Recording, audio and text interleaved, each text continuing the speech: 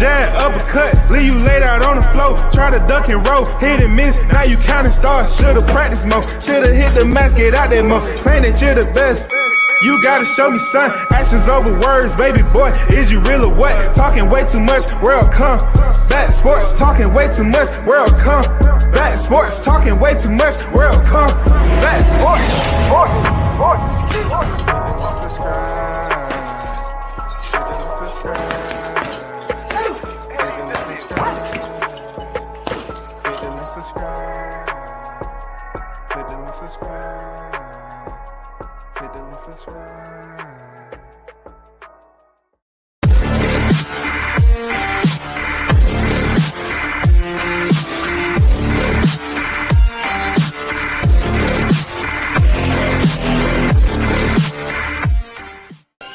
What up, it's your boy Roy Jones Jr. and right now you tuned into World Combat Sports.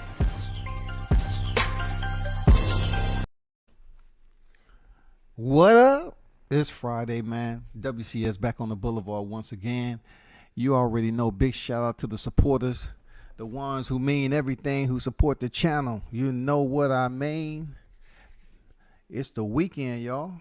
We back at it again. Shout out to the ones that's at work right now. Be safe out there. Go out there and make that money. Support who you supporting, whether it be yourself or your family. You know what I'm saying? Just be happy you got employment. You feel me?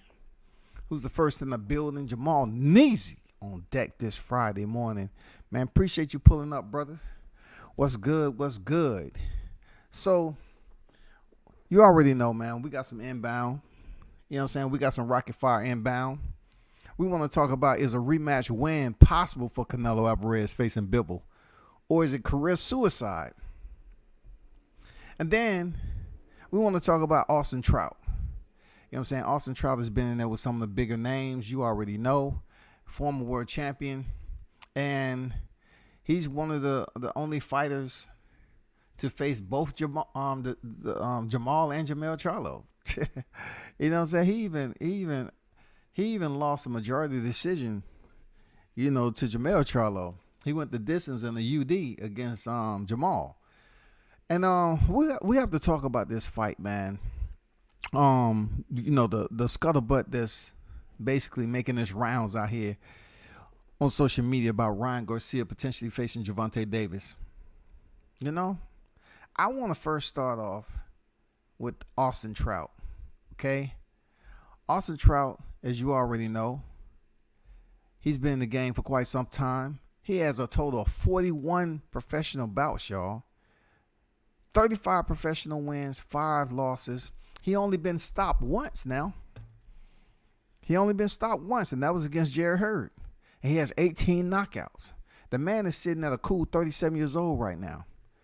Even though he has a fight coming up next month, he just signed a multi-fight deal with the quickly rising bare knuckle fighting championship. Now, a lot of people who cover boxing really don't mess with bare knuckle fighting. I've covered bare knuckle fighting on several occasions. Every promotion is different, man. You know what I'm saying? Every promotion is different. I like bare knuckle fighters because a lot of them I know from either boxing or arts. I like it. I mean, it's a brutal sport. It's a brutal sport, man. I was there when you know, looking at some of my favorite mixed martial artists, you know, come in there and take a beating the way they did with no gloves on. And then I learned a little bit more on looking at these fighters warm up, how they place in their punches, you know, their shadow boxing process on where they're trying to place that punch. Because in bare knuckle, when you talk about bone on bone, it's not like you don't have wraps on your wrist up to a portion of an inch next to your knuckle properties. You're still hitting those knuckles up against bone. So these fighters have to be smart. And I've witnessed the evolution of bare knuckle fighting, man. Like, it's fighters that came in there that was breaking their hands on fighters' head. Now you see a much more smoother process with fighters trying to land hooks on the left and right side of the faces. you know what I'm saying, to the body. And you're still bound to get cut up. You're still bound to leak a round or two. You're definitely going to take some punishment on that. I don't care how good your defense is. You see fighters come and go in this sport, and it's still trying to settle, it's still trying to settle in the hearts of boxing fans. Like, this is bare knuckle fighting. It has somewhat similar rules to boxing. Similar, okay? They come in there in trunks and shoes, all right? They fight in what is called a squared circle. Different dimensions from a boxing ring. The way they start a fight, I wish boxing would start like that. They have a square or rectangle in the center of the square, and each fighter put their lead toe up on that line. After the referee gives them the command, toe the line, his next command is going to be knuckle up. And that starts the fight. And right then and there, the fighters are close enough to start the fight.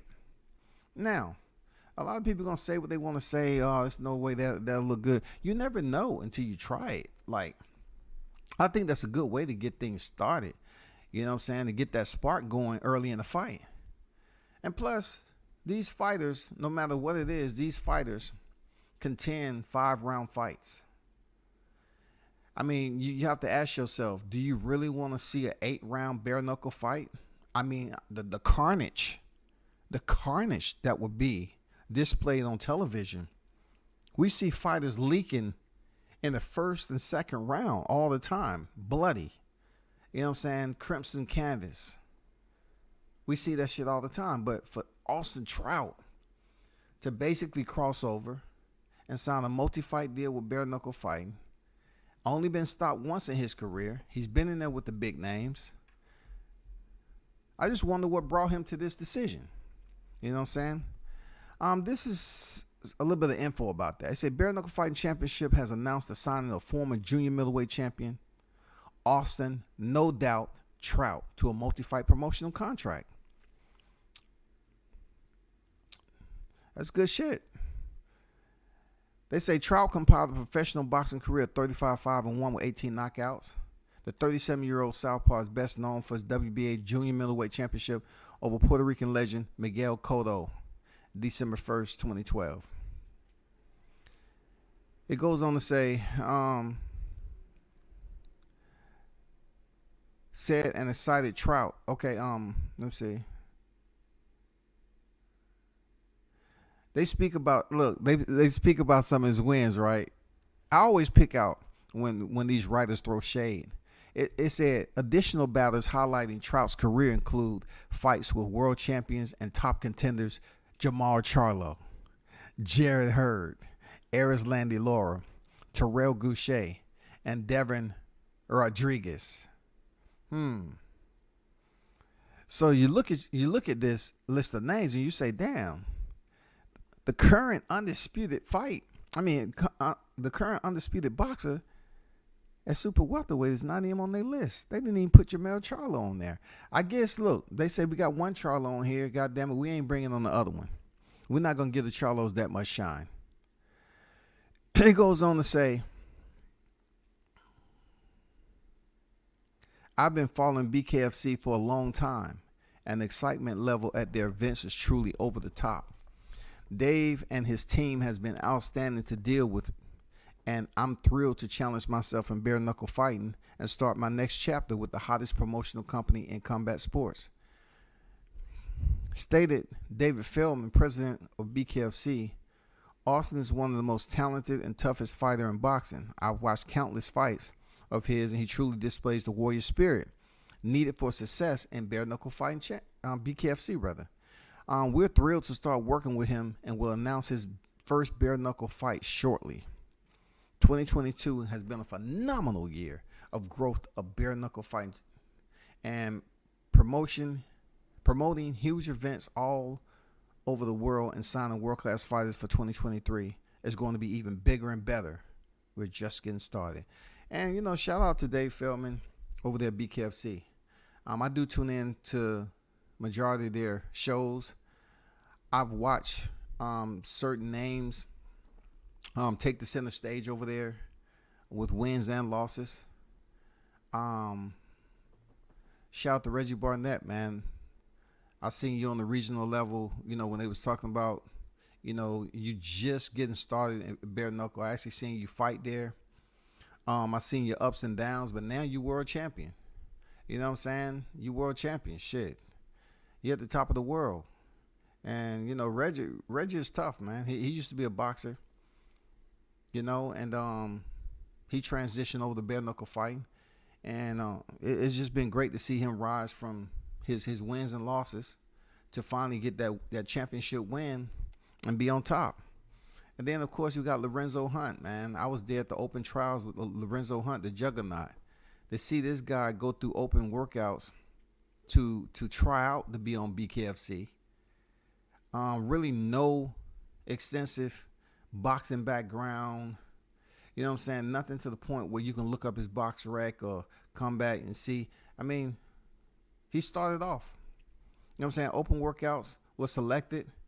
And then he started off like a lot of fighters, getting his feet wet in BKFC and had his wins and losses. But now he's champ. He's totally changed levels, bro. The juggernaut is on a whole nother level right now. Obviously, he's increased his boxing. Obviously, he's been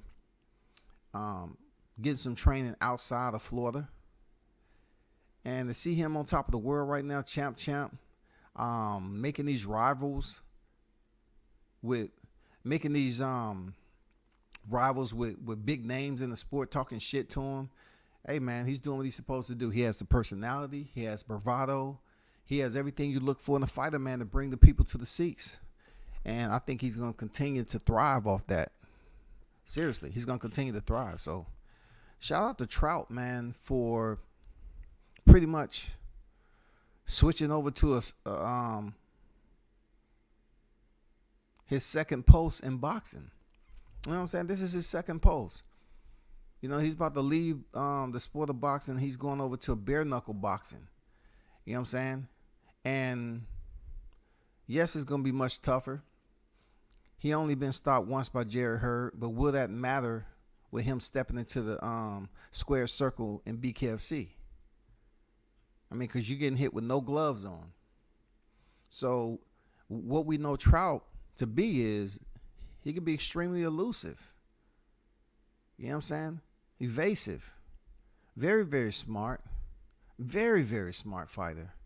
I remember seeing Jamel Charlo go in there and try to knock this man out and better his brother. You know what I'm saying? They saying, what the fuck are you doing? Why are you trying to go and headhunt like that? So in the midst of him trying to knock out Trout, he was really making a fight hard on himself. And then there was a point in time where he gassed a little bit. But Trout is just so slick, man. Such a slick fighter. And it was times like that. He had his big losses with the names, of course.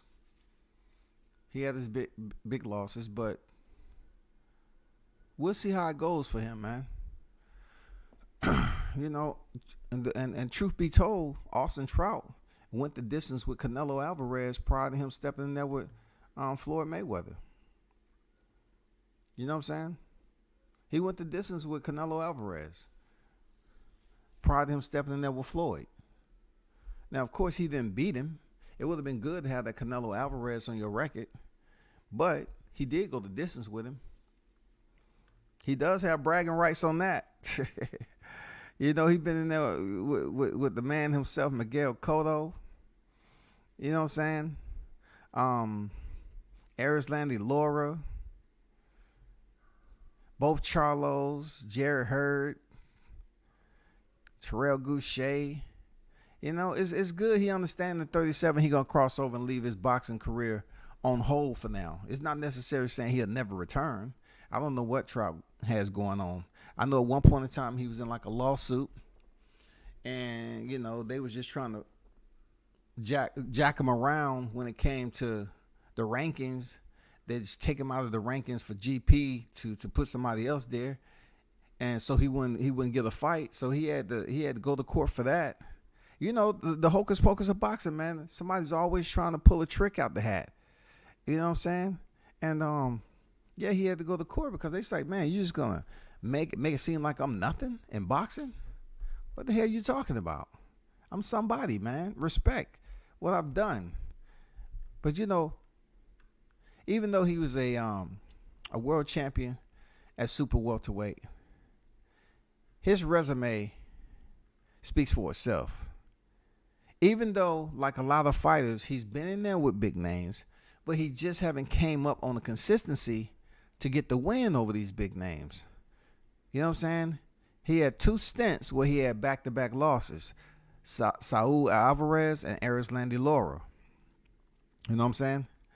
So, looking at the one with Jamal Charlo and Jerry Hurd, he went 1 for 1 out of there with not being able to make it out, being stopped by Jerry Hurd. But out of his 5 losses, that is his only stoppage. That's the only time he's been stopped. So shout out to Austin Trout, man. Much respect to you. Good dude. Let's see where it goes from here in BKFC. You know what I'm saying? Where it goes from here at BKFC, man. King Mitch on deck. Salute to you. My guy Deion Washington on deck. What's good? Pop on deck. Big Blunts and Boxing on deck. Hyphy on deck. Big up. I see you pulled the overnight strain last night. Hey, man. When they knock at your door, you have to accommodate. I ain't mean to do an all-nighter. But y'all already know, man. Man, boxing chew you up and spit you out. Trout shouldn't have to fight in bare knuckle league.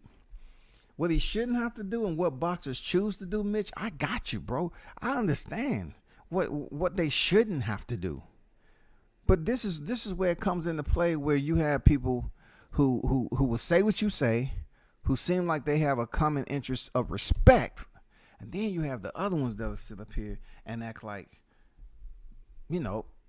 every other boxer that they have no familiarization with is bums. Like they get mad at certain boxers just facing an opponent that's not to their liking, but he's still getting paid.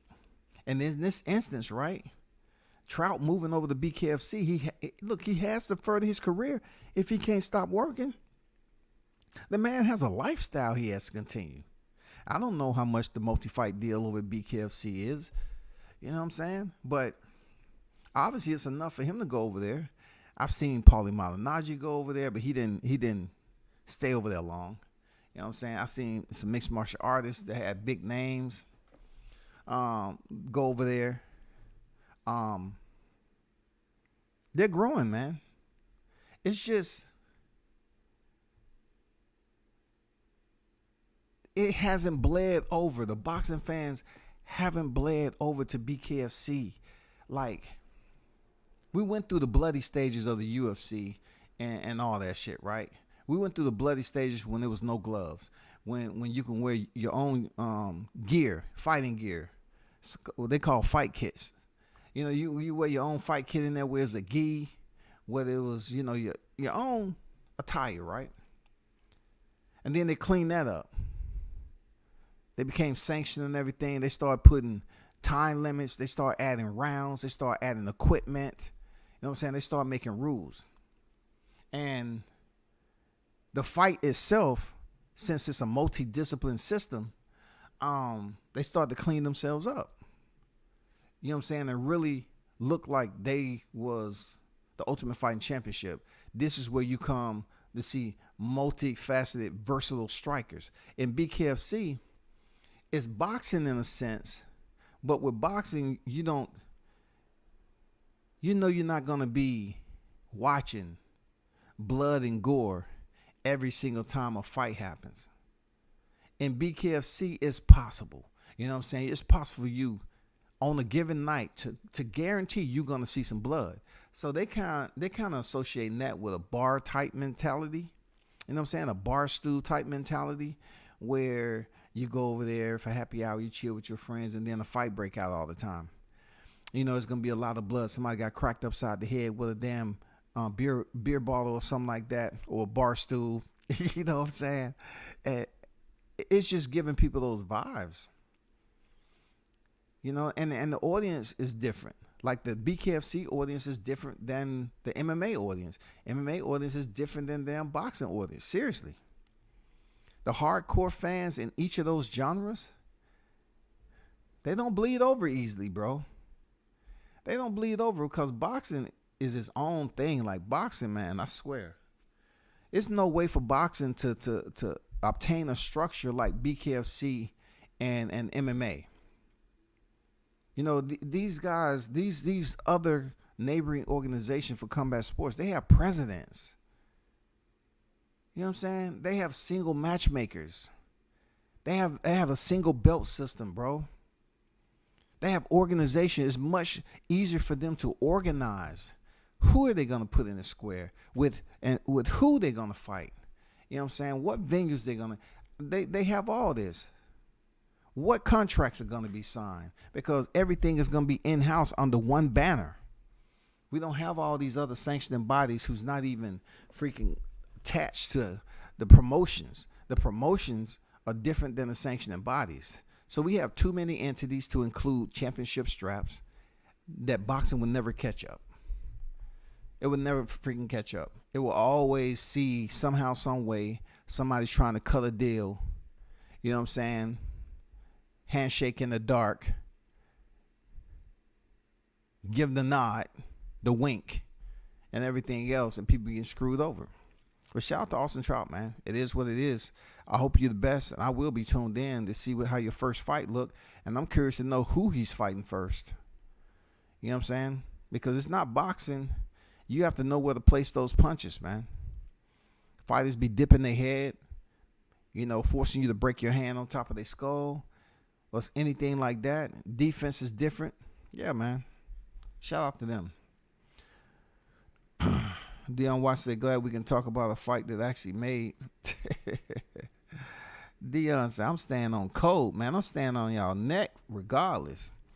Some dude in the UFC was cut and purposely trying to bleed in another guy's eye as they was wrestling on the mat this past weekend. So you're talking about Michael Chandler and Dustin Poirier. You know what I'm saying? Look, you have to understand that, okay, though it may seem that Michael Chandler was doing some dirty shit, which he was, blowing blood or blowing his nose on another fighter to impair his vision, is it really illegal? I mean, is it in the rule book? Okay, fish hooking is illegal. And Dustin Poirier was saying, motherfucker's trying to fish hook. He fish hooked me. Dan Mergliato. What you got to say about that? Damn. And then he had to, he was bleeding real bad, but I guess he had to blow his nose, and he did it on Dustin. So Dustin was like, yeah. He was trying to be a dirty fighter in there. He was doing some dirty tactics. He was blowing his motherfucking blood and snot on me. You know what I'm saying? He was just doing anything to reverse the momentum on what was happening to him. So it's all good, man. It happens. It's not illegal. They didn't say it was illegal for you to blow your blood on your opponent.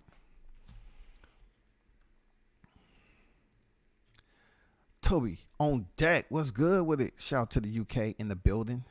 BKFC usually pay good money to any fight that got a name. BKFC fighter that got a name. BKFC can use to promote BKFC. Good luck to Austin Trout. I'm sure he's got a better deal than he would have got in boxing. At this point in time in boxing, I agree with you. He definitely is getting a better deal. Just think about what the BKFC did with Paige Van Zandt. Paige Van Zandt, man, faced multiple losses in the UFC, and then they gave her a multi-fight deal over at BKFC, and she lost, of course. She got her ass beat. But I heard she got paid really good, man. Like 300,000+. You know what I'm saying? 300,000+ on up. I heard she got paid good.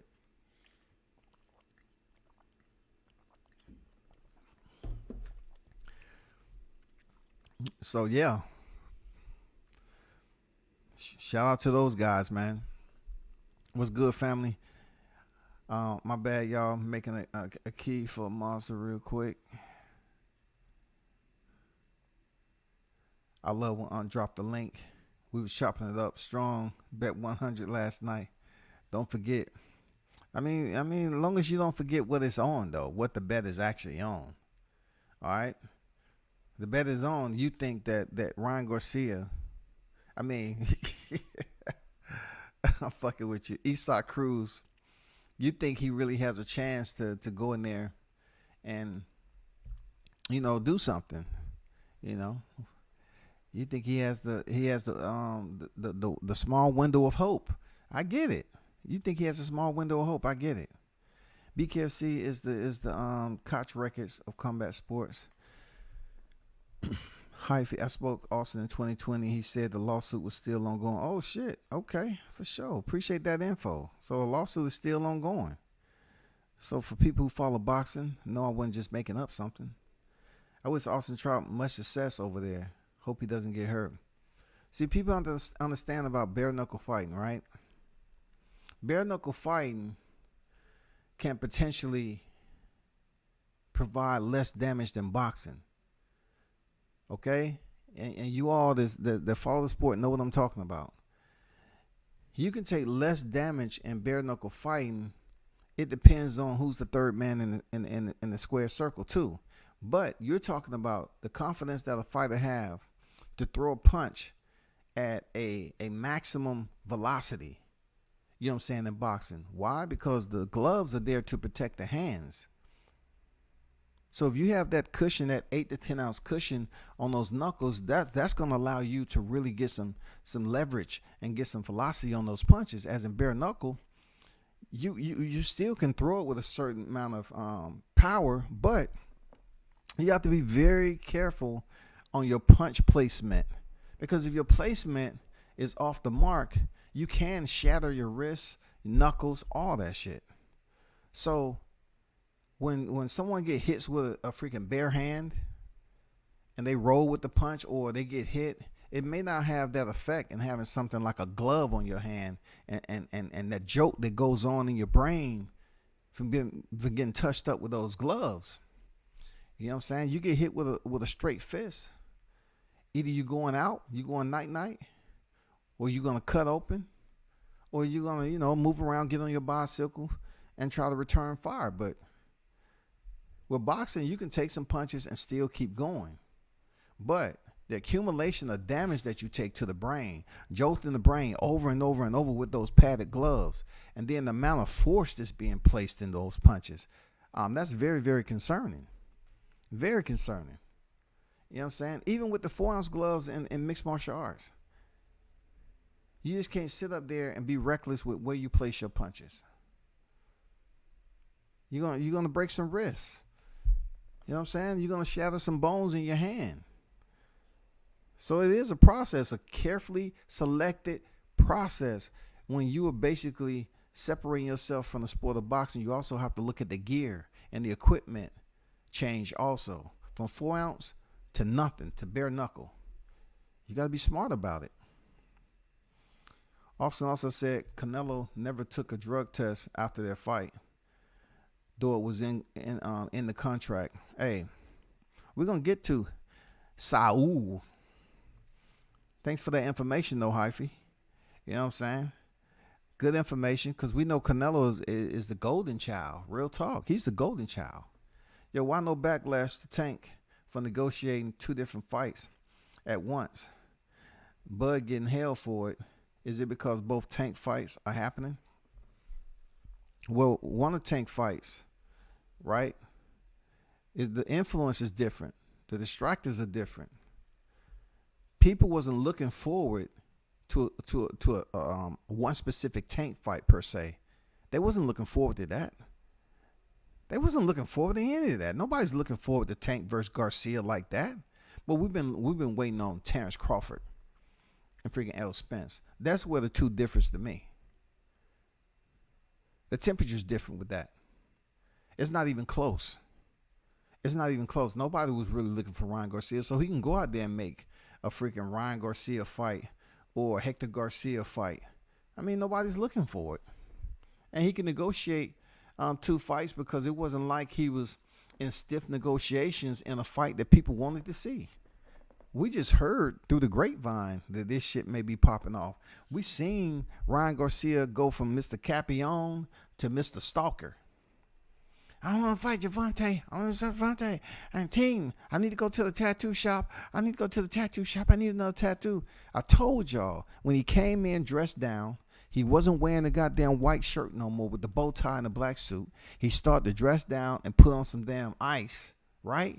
I told you what he was doing. He was trying to cater to the black community. He was trying to cater to the culture, bro, because he was trying to fight Tank. And look at him now. Look at their damn flyer. They have Tank with his tattoos, and they have Ryan with his tattoos. Man, get out of here. Get out of here. Shit. Ain't nothing wrong with doing two things at once, clearly. There's nothing wrong with that. There's nothing wrong with it. But Crawford wasn't doing two things at once, that Blunts. Crawford had an option that he placed in dormant. You know what I'm saying? He placed in dormant while he focused on the primary task at hand, and that was Spence. When he found out there was no other recourse for him to make this fight happen, it was out of his control, then he redirected his energy to be okay. So he wasn't doing two at once. He made that perfectly clear, and also Avanesian's manager made it perfectly clear that Crawford wasn't double dipping. He wasn't over there talking to two people. I'm pretty sure some conversation was had. He can do what the hell he want. There's nothing against the law to say that he can't communicate and have two things cooking on the stove at the same time. You know what I'm saying? We need people like that to be critical thinkers. We need critical thinkers, bro. Not just sitting up here.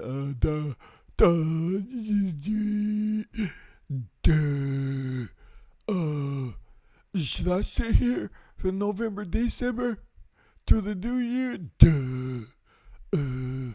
Did BLK call back? Oh, they did. They talking about 8 figures. I think I'm gonna sit right here at PBC and wait on Allen to give me about 15%. No guarantee. No, it's not happening, bro. So let's get down to the next one, right? Canelo Alvarez and Dimitri Bivol. Somebody just said that Canelo, didn't take a damn drug test after the Trout fight and it was in the contract. Yeah, a lot of that goes on in boxing. It's according to who you connected to. We know that certain people are not signed up for VADA too, but we're not going to really address that right now. So, it's a whole lot of things that people choose to put as their numero uno topic of discussion when it's feasible for them. But we all know what happened. Let's take a little walk, right? And I know this is not a fan-friendly topic for Deion Washington. I get it. Dimitri Bivol 21-0, 11 knockouts. All right?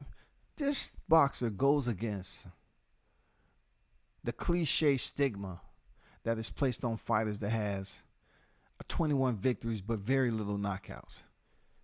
You know what I'm saying? He really dead that type of stereotypical shit that people say. Oh, he ain't that good. He don't have no power. This guy is a monster, bro. This guy's a monster in a way that he can be methodical in his attack. You know what I'm saying? He can be predatory on how he stalks out his prey. He's very, very thorough, man, as a boxer. 31 years old, he is very, very talented. I like Bivol, man, and his approach to the damn fight game. But we all know, right, that he defeated Canelo in May of 2022, early this year. Canelo chose to revisit 175 and found out that Bivol was a different type of cat. I know Deion Washington was in his home when Canelo got his ass beat. He was like, yeah, God damn it. Punk motherfucker. You got your ass beat again. So Canelo went up there and thought he would challenge himself, or he might have felt it was a cherry pick for him. But no, that cherry wasn't like he thought. You know what I'm saying? And he got beat clearly. and make it so bad they still try to rob Bivol. They gave him some early rounds, which clearly he did not win. So we look at Demetrius Bivol talent, bro. We look what he just did to Gilberto Ramirez, man. My guy, man. Went in there 44-0, but he never faced anybody like Canelo Alvarez, right? Gilberto couldn't get the shot at Canelo Alvarez. You know what I'm saying? Because Canelo was up there like, if Gilberto doesn't, if Gilberto wins, I'm not fighting 175. Yes, he would have. Yes, he would have. If Gilberto would have somehow won with that slow ass freaking punch combinations he was putting together, Alvarez would have entertained that fight. He would have. He would have entertained it. But Gilberto didn't get his opportunity because goddamn Demetrius Bivol was goddamn giving him the fucking business. Nobody on Gilberto Ramirez's resume added up to Saul Alvarez. But on Demetrius Bivol's resume, he had already gotten the job done. He had already gotten the job done, shawty. I mean, emphatically. Emphatically, dog. No ifs, ands, or buts about it. Slap the question mark. Back up. No doubt. Demetrius Bivol's the man when it comes to him and Canelo Alvarez. Now, you have his confidants, his companions, his goddamn cheerleaders, his protesters, agitators. You know what I'm saying? You have the parade and the thrill seekers who want to be close to the situation. We have the advocators for Saul Canelo Alvarez, the ones that's going to say, well, you have to understand this, that he did move up to 175 again. And we cannot ignore that he took risk. All right? He did take risk. Now, upon, getting into the first half of the fight and really getting warmed up, he found out that risk was a little bit too much. He found out that risk was a little bit tougher than what he expected. He found out this particular risk wasn't Sergey Kovalev. So therefore, he had to fight for his fucking life. And that he did. Canelo Alvarez did not get knocked down, and he didn't get knocked out. He didn't. Gilberto Ramirez seemed something like Mikey Garcia, but it found out that they was cataracts too. Demetrius Bivol proved that he is legit. He is legit, whether it's Canelo moving up from 68 or Gilberto Ramirez being in the division with multiple fights. He proved that he's the man. 21 victories in. So the word has it that there's a dilemma that's ongoing right now. It's pretty much a hot topic, right? People are curious as if Canelo Alvarez, is he going to move back up and face Demetrius Bivol? Because he's supposed to come back in May or something like that. All right? So therefore, we're looking at Canelo Alvarez return, coming off surgery. Because he's going to get all his people. Oh, welcome back, Canelo. We sent you fruit baskets with roses and orchids. And we sent you the best, the fine kiwi. You know what I'm saying, Canelo? We sent you the finest wine. You know what I'm saying? We welcome you back. They're like Canelo been out of the sport for 3 years. So this man gonna return off surgery. We're gonna hear all the motherfucking excuses. He deserved a tune-up. He deserved this. But what people really want to know is he gonna step back in there with Demetrius Bivol. All right. What people really want to know is he gonna face David Benavidez, aka the Mexican Monster? I'm asking you in the chat. Who do you believe he should face? Do you believe he should face Bivol or Benavidez? Let's separate the two. Let's start with Benavidez. Benavidez is currently a resident in the division for which Canelo is reigning defending undisputed world champion. He pretty much fought every champion for a belt besides the WBC. Now, with that said, there's no ifs, ands, or buts about it on his accomplishments at that division. But one of those belts that he did not fight the champion for was previously, David Benavidez's strap.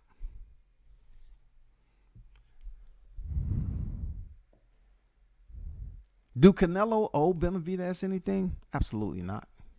He don't owe him anything. But we have to call it for what it is, just like Dion. Dion would say, man, fuck Canelo, man. He make up too much excuses. You know what I'm saying? He's not being real. He know damn well he should, do away with that. I ain't no fight no Mexican no more. I ain't fight no Mexican no more. I'm done. I'm no fight. David Benavidez like, why you won't fight me, dude? He's a dangerous fight. Benavidez is a dangerous fight for Canelo. But let's not forget that Benavidez has been down to the canvas too. But right now, as big as he is at 168, they think he should be contending at 175. I think it's a good fight for Canelo. I think it's a tough fight for Canelo. But I think also Dimitri Bivol's rematch, the Canelo fan base is kind of pushing for him to step back in there and see can he get it done against Bivol. Let me see who and what is being said in the chat about this. King Mitch, Ryan ain't really done shit in the sport of boxing. Queen Cap a lot. I like that. Queen Cap a lot. I like that. Miss Sombrero herself. You know what I'm saying? Oh shit, Canelo pulled a Nigel Benn on Austin Trout. Yeah, man. You know what I'm saying? Him not doing what he's supposed to. And that seems like a common theme for him right now. You feel me? The Benn ain't shit. They belong in Ben's rubbish make. Hey, so basically, let's clear some things up, right? Let's clear some things up. Because who am I if I don't make the correction immediately? I'm not saying Canelo pulled a Conor Benn. Conor Benn actually pissed his A and B sample. In the contract, Canelo was supposed to piss. We're not pretty much coming on here arguing about what Conor Benn didn't do. We pretty much arguing the point on what he did do. A and B sample. Results, please. Ding, ding. Dirty. Diggy, dirty. So both his A and B samples came back dirty. We can't say Canelo's post-fight sample came back dirty because it never happened. So that kind of separates them. Canelo didn't do it. It was in the contract. So if it was in the contract and it never took place, that separates him from Ben because Ben took his A and B. You feel me? I mean, I'm just saying. Shout out to KQKC Boxing Network on deck. What's good? What's good? He said salute to Bivol, who should be fighter of the year. Bivol being fighter of the year, it's a big chance, man. I don't know, if him being Russian and what's going on in globally with this situation, that they're gonna show love to Dimitri Bivol. Real talk. Like they'll take a little babyface assassin like Bam Rodriguez and they'll give him credit for moving up 2 weight classes. I kind of went over this before. They'll give him credit for moving up 2 weight classes and fighting for the vacant title. Defeating Kudros and then going in there against Sor Rungvisai, a former world champion, a person who was in line to face Juan Estrada. You feel me? And he gets put on the back burner because he caused COVID. Bam gets his intro to life. You know what I'm saying? Bam gets his intro to boxing life, stardom. He comes in there and get the job done and stops Rungvisai, bro. People gonna look, oh, Bam Rodriguez, oh, we love you, Bam. We are so appreciative of what you was able to do. See, with Dimitri Bivol, him being Russian, they're not gonna appreciate as much because you're talking about a kid, a young man, but I'm just making an example, a kid versus a grown ass man that's Russian. And what's going on right now with the Russian. But look, they're going to get some people on here say, well, WCS, I just want to bring to your attention you forgot high-tech Lomachenko was celebrated upon his return from the war. So I don't find, your point to be conclusive. I don't find it to be sustainable. So Judge, Your Honor, I move to strike that last comment. You know what I'm saying? They're gonna say, well, what about Lomachenko? They praised him. They love high tech. That's a poor excuse to use. That analogy doesn't work. But I'm just saying, they don't know Bivol like Lomachenko.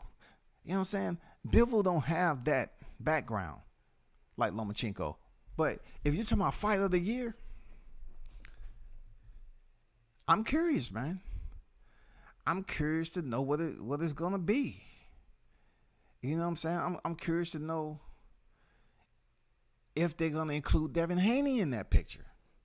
Because truth be told, Devin Haney should get a look. Devin Haney should get a look now. Regardless, I'm just saying, Haney should get a look. I'm being fair about this shit. Bam Rodriguez should get a look. Devin Haney should get a look. Dimitri Bivol should get a look. All of them was able to accomplish something magnifical. You know what I'm saying? They accomplished something that we can sit back and appreciate. But who did it better? Who competition was much more of a task for them to complete? Who can we give the most successful completion of that challenge and achievement? Who gets the badge of honor, man? Who gets the badge of honor at the end of the year? It's a good question. It's a good question, man. Because last time I checked, right, I'm just being honest once again. I'm just being honest. Bam Rodriguez never was able to fight Juan Estrada. Sor Rungvisai wasn't on the pound-for-pound list. Carlos Cujas wasn't on the pound-for-pound list.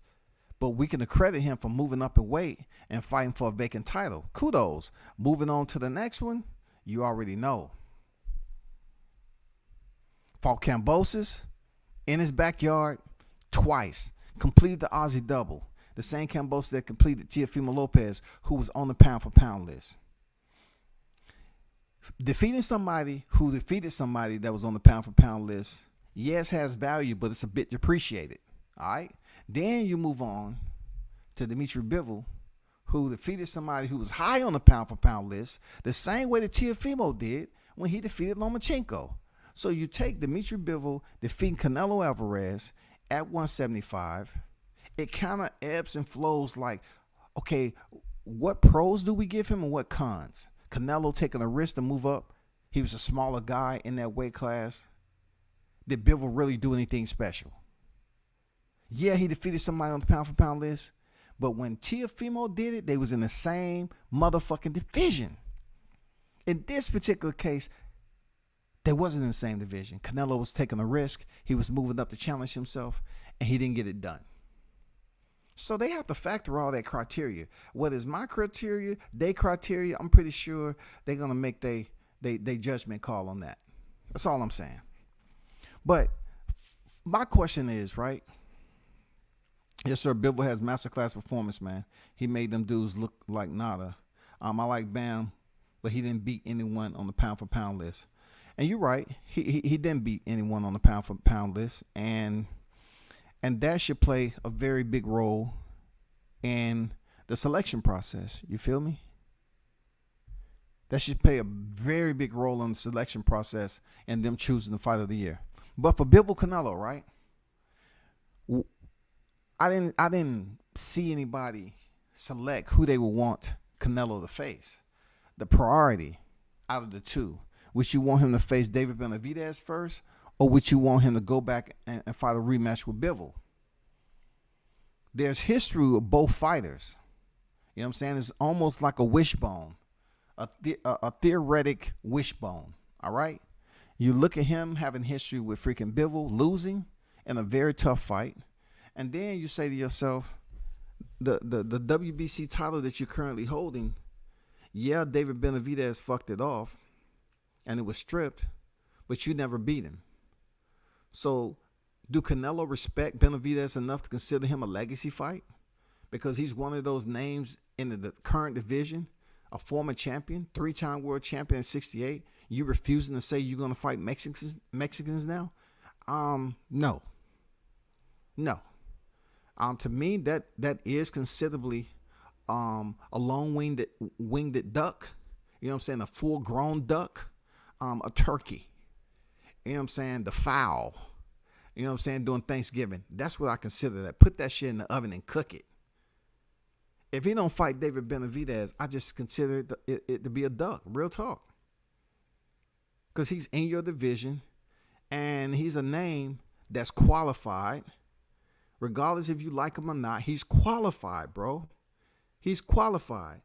So therefore, just like boxing always do, they pull out the top hat. They pull out the top hat. They tap that motherfucker 3 times, and they try to pull out some shit. Now we have the sit and wait.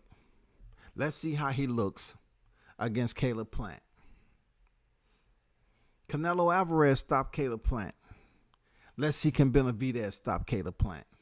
Let's see, can he even go in the fight without being knocked down by Caleb Plant? If Caleb Plant is thinking about landing a right hook, left hook, left up top, the same combination that he pulled on Andrew Durrell, he might be able to land it on freaking Benavidez because he likes squaring his body up. But you have to know that he's used that combination set before. I'm not saying he don't have growth. I'm not saying that because it worked out for him. That's one of his patented combinational sets, man. Sticking with the right, hook bottom, hook up top.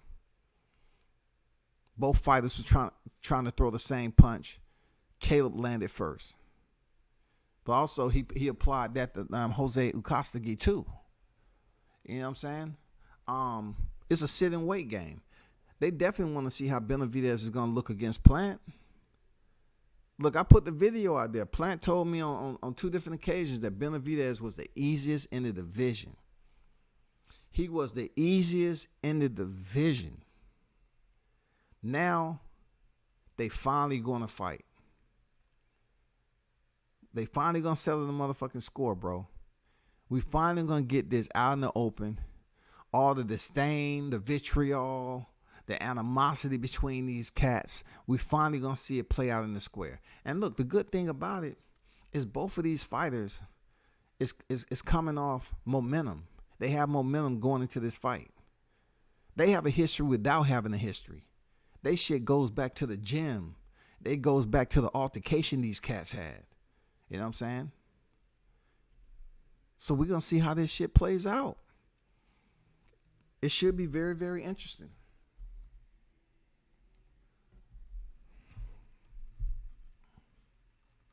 Shout out to Captain Chaos. What's good? Tyrese, what's good? DSG said he won't fight Boots since they're from Philly. Well, you know, goddamn Errol Spence from Long Island, so that's why he went in there and moved around and got his ass beat with Errol Spence. It's all good, though. It's all good.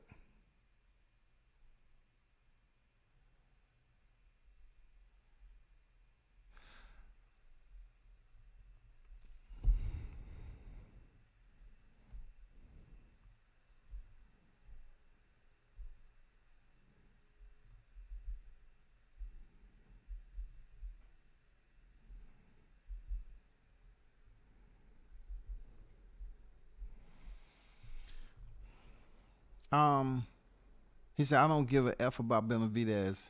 It pertains to Canelo fight. I personally rather see Canelo try to avenge his ass whooping by Bivol. I believe that Tyrese DSG went and trained. I can't get off topic. Did Plant say that about David before or after the gym incident? After. Of course, it was after. It was in MGM. You know what I'm saying? He said it twice, man. He said when I was in Nashville, when he fought Vincent Feigenboots in Nashville, and when he was just hanging out in Vegas, man. You know, and I did an interview with him. You know, he pretty much always put it out there that he wanted to fight Benavidez, but it never materialized. Now, through different circumstances, we thought we was gonna see Demetrius Andrade get the call up. You know what I'm saying? We thought we was gonna see Demetrius Andrade get the call up, but that didn't happen. And all of a sudden we get Plant. Now we all know if we're talking about Andrade Plant coming off the knockout of Darrell, that's the bigger opponent for Benavidez, really. And then, come on, let's be real. Caleb Plant was a champion, campaigning, reigning, defending, the same time Benavidez was, and nobody fought one another. You know what I'm saying? None of these cats fought one another, shawty. Like, what are we to do? Come on, what are we to do? Play around? No, we can't continue to play around like that. We got to call it for what it is. So, believe it or not, man, this fight's going to be big. Captain Chaos on deck. What's good with it? Wild Dog in the building. He said Caleb getting stopped 10th or 11th. Okay, so we already have one saying that Caleb Plant's going to stop. I mean, Caleb Plant's going to get stopped by Benavidez. I get it. So y'all, I only had pretty much one person that returned the answer that they want to see. You know, Canelo. I know King Mitch said he wanted to see Canelo avenge his loss with Bivol. And I didn't get too many other responses on whether y'all want to see Canelo fight Bivol or do you want to see him fight Benavidez. Mike Tyson pretty much co-signed, man. He pretty much co-signed the name, the alias, Mexican Monster, in the face of Jamal Charlo. He put Jamal Charlo on the spot and said, say his name. Say his name. No, who would you like to say? Oh, they already know who it is. No, say his name. They already know who I am. I ain't going to say his name. Say his name. The Mexican Monster. Say his name. Say his name. Come on, man. We need names. He told him, say his freaking name. He didn't want to say it, bro. I got 100 on anybody who think different.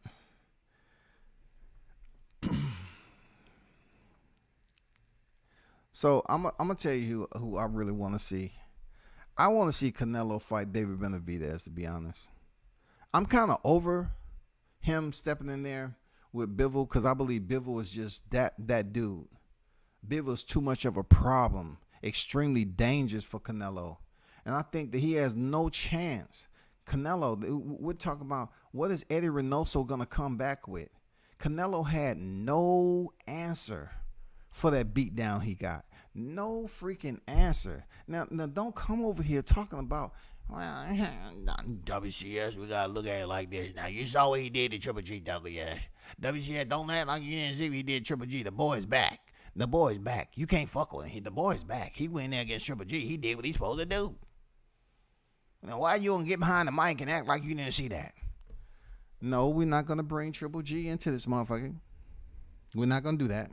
We're not gonna bring Grandpa G back in this conversation and act like that was something monumental. No, it wasn't. No, it wasn't. Stop it. We cannot sit up here and play games like that.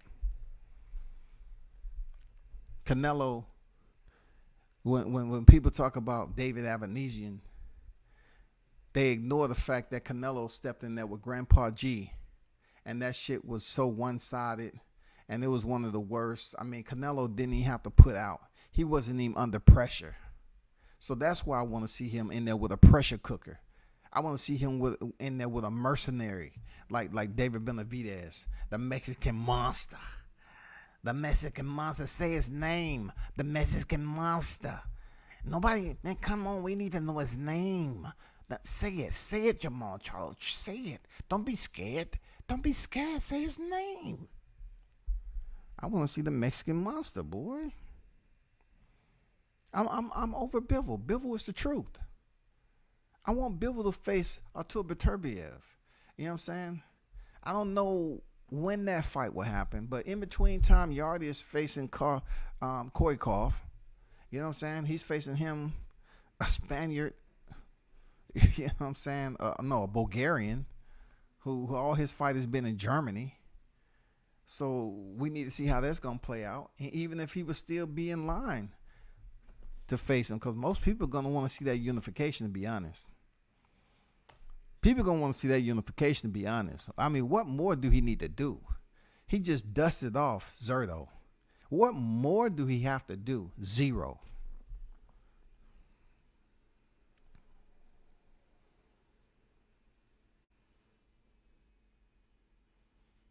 Canelo going to cruiserweight against Canelo, trying to rehydrate or whatever the case may be, would be suicide for him facing Bivol.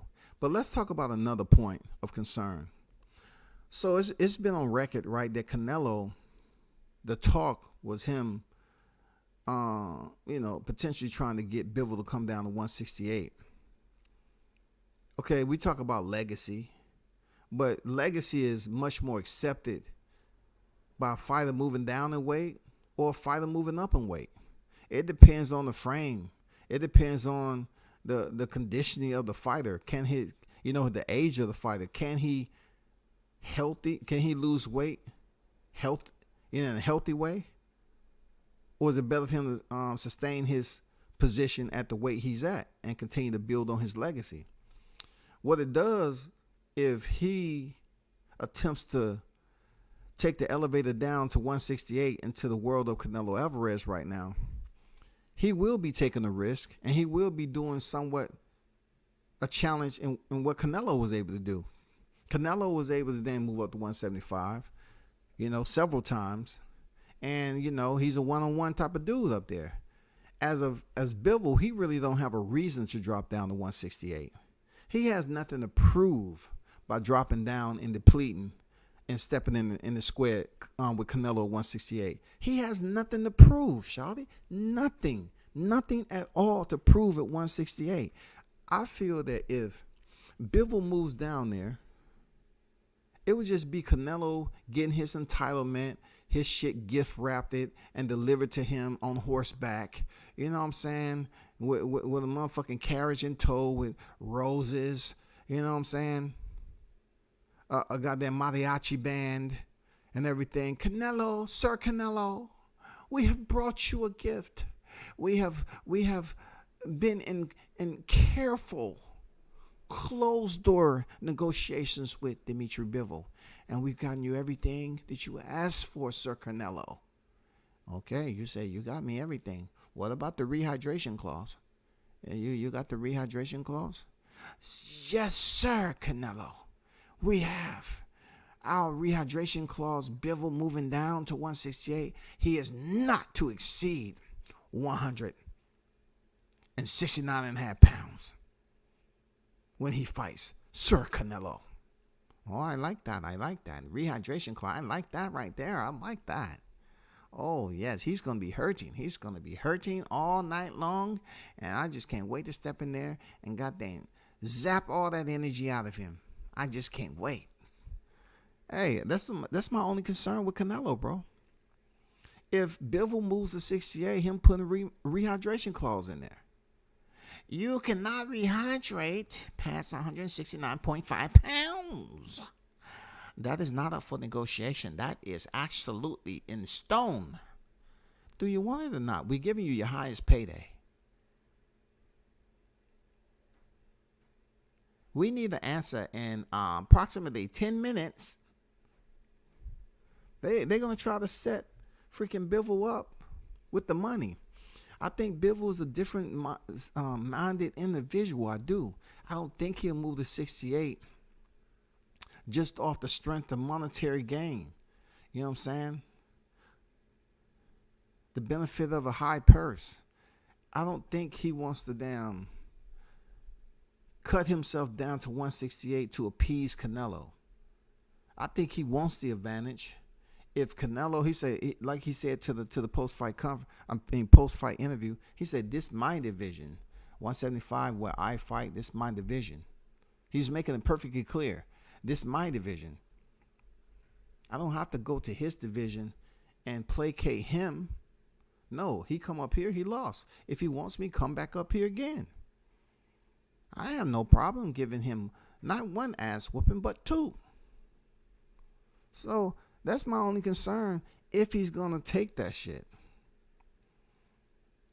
because it does provide him a door, an open door to visit another layer in his legacy. And that is, if he defeats Canelo Alvarez, he becomes the super middleweight undisputed champion.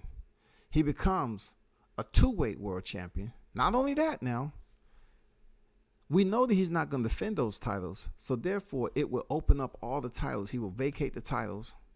And that would be the end of Canelo at 168. Real talk. That'll be it. Because Canelo, it would do him no justice to basically try to recoup any of those belts. So they put the belts on the line. Bivol beat that ass again, vacates the belt at 168. It really eliminates Benavidez from ever getting a shot at Canelo. But it will allow him to collect some belts. But even for Benavidez, do you think he want to stay around at 68 to collect these belts? Absolutely nada. He'll probably move up to 175 after it's all said and done. I mean, it's a lot of switching back and forth, gear shifting and shit, man, that goes along with this, especially for Benavidez.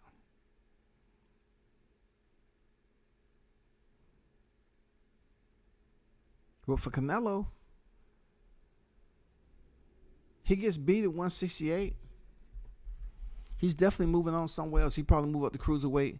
And if Makabu still has that WBC, he'll pick up a 5th division. Like I tell y'all, he's leaving the sport a 5-division world champion, period. They're going to make sure of that. They're going to make sure he get the weakest cherry pick to pick up that other strap up there at cruiserweight, and that's going to be what it is. Now, for Bivol, if he becomes super middleweight undisputed champion, then it allows him the opportunity to vacate those titles and move back up and potentially face Artur Beterbiev to be undisputed in the 2nd division. For the male side of the house of boxing, that would be huge, man. That would be historic. That would be legacy right there. That would be Hall of Fame. But I don't know if Dimitri Bivol want to take that risk to do that shit, y'all. Might end up like Dawson versus Ward. Bivol was first to mention that he'd be willing to move down to face Canelo. He said this before the first fight. Yeah, he did say that, but also, hey, Mitch, you're right. He did, okay? But he also said 175 my division. Let's be clear. 175 my division. He's basically putting it out there. I feel comfortable right here where I'm at. Y'all want Canelo to once again be blessed with all the amenities. You know what I'm saying?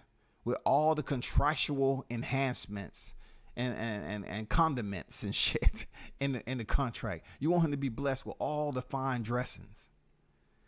No worries, Canelo. We're going to get that Bivol down here to 168. We're going to drain that sucker, clean the fuck out, and we're going to put a rehydration clause in there, goddammit. And he ain't going to be able to goddamn drink an ounce of water after weigh-ins. He's going to be so miserable. Don't worry about it, dog. We're going to have him cutting weight on fight day if he signed that contract. They're going to try their best to juice Bivol out of a healthy fight, man. Bivol wants undisputed, and yeah, I don't think money moves Bivol. He's a legacy fighter. Yeah, I don't think so either. I think Canelo may do well enough to get a draw next time because he gets an automatic 4 rounds by the judges just for being Canelo. Yeah, I can understand that because they definitely tried to appease him with that the first time. So really, he only has to perform well for 2 rounds. Now I give him the 4 rounds. They're gonna insert some rounds in that he didn't deserve. Now Benavidez will stay around to be the man at 68, in my opinion. I don't agree. I don't agree with that. I think he's a big guy right now, and it's getting tougher and tougher for him to make that weight. I don't agree. I don't think he's going to be at 168 for a long time, man. He did say, because you got to understand, he is getting older too. He did say that, King, but he went back and said he doesn't need to do it. I low-key don't think Bivol should. I don't think he should appease freaking Canelo Alvarez. You know what I'm saying? How many red carpets do they roll out for this dude? Huh? How many red carpets do they roll out for him, man? Go back up there to Bivol You know, you're a glutton for punishment. Get that ass whooping again. And this time you better hope you don't get knocked out. Let's go to Ryan Garcia and Gervonta Davis. All right? This is the talk of all talks. Mr. Capion, yo. This is Mr. Capion, I swear to you, up and down. Mr. Capion himself has been on record as being on my Duck Masters Coalition. Tank, I'm going to say it in front of Mike and Jeremy. If you do not take this fight, your legacy is forever tainted. Nobody will ever remember your name. Nobody. The money's there. I know you love money, but money's there. If you don't take the fight next, your whole legacy forever is tainted if you don't take the next fight with me. Oh, my God. God damn, Tank. I ain't never heard no shit like this. Ooh, he's capping, he's capping, he's capping, capping, ooh, capping, ooh, he's capping, ooh, he's capping, ooh, capping, ooh, he's capping. I have a potential huge, bigger fight than him, so I might pin him off for the side. You know, I'm still gonna fight him, but I wouldn't not fight him unless it was even a bigger opportunity. But I cannot say anything right now, so I'm just gonna keep it at that. Ooh, he's capping, he's capping, ooh, capping, he's capping, ooh, he's capping.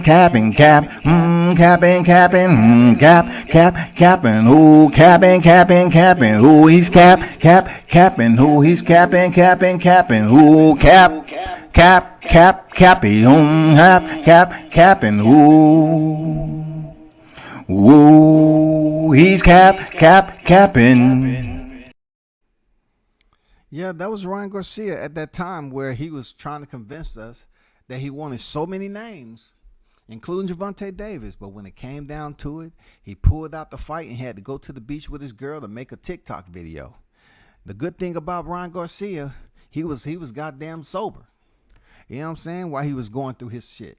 You know what I'm saying? So shout out to Ryan Garcia for being Mr. Capion, being on the people get to see. This is the same guy who rolled up on Mike Tyson hot boxing, and he had on a motherfucking black blazer, white shirt and a bow tie. Quite different than what you see now, huh? You know what I'm saying? Quite different than what you see now, huh? Let me show you what you see now. All right. Let me show you what you see now. Because it's quite different, y'all. The flyers is out. It's quite different. You know what I'm saying? Like they really want to. Let me put out a bias. Let me put out a bias freaking. Let me see. Let me put out a. Let me let you check out a bias one. Because they love putting out this shit where the fighters landing the first punch. And that's the way it's going to play out because they're yearning for some type of upset to happen.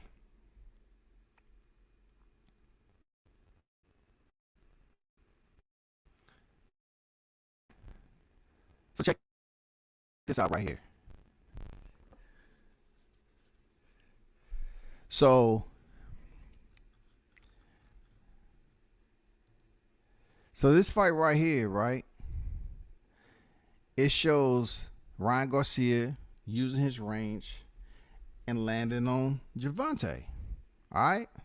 Obviously, it's a bit weird to look at this, but the person who made it was just being biased. You know what I'm saying? Because basically, you don't even see Gervonta Davis' other arm. You know what I'm saying? And Ryan Garcia is going to be able to land on Gervonta at will like this. But one thing I want you to understand and take a look at is the lack of tattoos that is shown on this particular picture with Ryan Garcia. But if you look at some of the newer freaking flyers that's out with Ryan Garcia and Gervonta Davis, they're depicting them like they're bringing them down to a more culture affiliate We already know Gervonta Davis is, but they want to add Ryan Garcia to make it seem like he's more acclimated to the black culture. He's more cool with the people. He's pretty much did away with all the bow tie and the shirts. You know what I'm saying? So now they trying to put him in the hood life. Like the time he walked up in that club and found out Gervonta was really that guy. He was from B-More. You know what I'm saying? He was really that guy. He say, so you saying it's no respect there, Tank? None, motherfucker. You don't come over here in my face talking that shit after you was up there talking reckless, nigga. Where the fuck you think you at, man? This ain't Kansas, nigga. Get your ass out of my face. I was just taking back. Tank grabbed my chain. I didn't know what to do, man. I'm just so depressed right now. My mental health, I thought me and Tank was cool. Man, Tank ain't playing that bullshit you talking about, bro. Tank, he ain't about that shit, bro. And I think he hurt Garcia's freaking feelings. Real talk. He hurt his freaking feelings, man. But I'm trying to find this. I thought I downloaded, but I was trying to find this. Oh, man. The new flyer that they have out here that pretty much have them in a front side pose.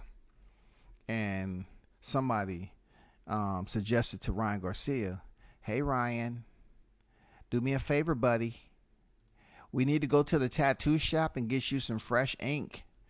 When we do this flyer, we just want you to be inked up, and so it can look much more thuggish when we actually, put the flyer out. I mean, you're going in there against Baltimore's own Tank Davis, so we just need you to be a bit more catering to the culture, to the black fight fans. We want you to put some ink on there, put some lions on both pectorals. You know what I'm saying?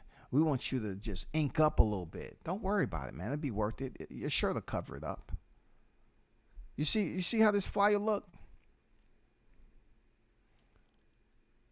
They're trying to make the good guy, the little gifted silver spoon boxer, Ryan Garcia. They're trying to make him seem like, yeah, he's all about the thug life now. Tatted across his chest. You know what I'm saying? He got the lines up that motherfucker. King Ray. You know what I'm saying? King Rye. That's who they want you to depict. Like Gervonta, he giving you what he about. But now all of a sudden, they put this shit out here, tattooed out, and they trying to cater to the black fight fans. Seriously.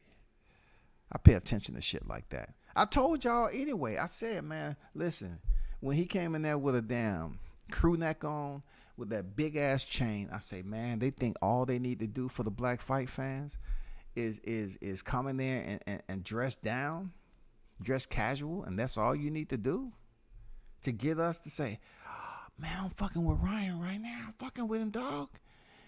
That motherfucker got close to 10,000 IG followers, man. He got his shit inked up. I like that shit, dog. He got 2 lions in that bitch. All right. Are they full grown or cubs? Let's see, from the look at it, I think they full grown. All right, cool. All right, cool. We kicking it. We good. That was Ryan coming out party. She is officially known as Miss Sombrero's Queen Cap. He is Mr. Capion. He's Capion. He's Capion. I respect Joe Goosen, but the capping has been contagious, for real. You ain't never lied, right? You ain't never lied. That capping is something infectious. You know what I'm saying? Infectious, man, that capping. Contagious. Tank drops Ryan with the body shot. Taller fighter. Body will be open. The body will be open. But what if Ryan is able to digest those body shots? You know what I'm saying? Maybe, what if he's able to digest it? We got to see. I know what you're saying. Gervonta, man, he stick him to the body. It's there. It's accessible. Just like he did who? Mario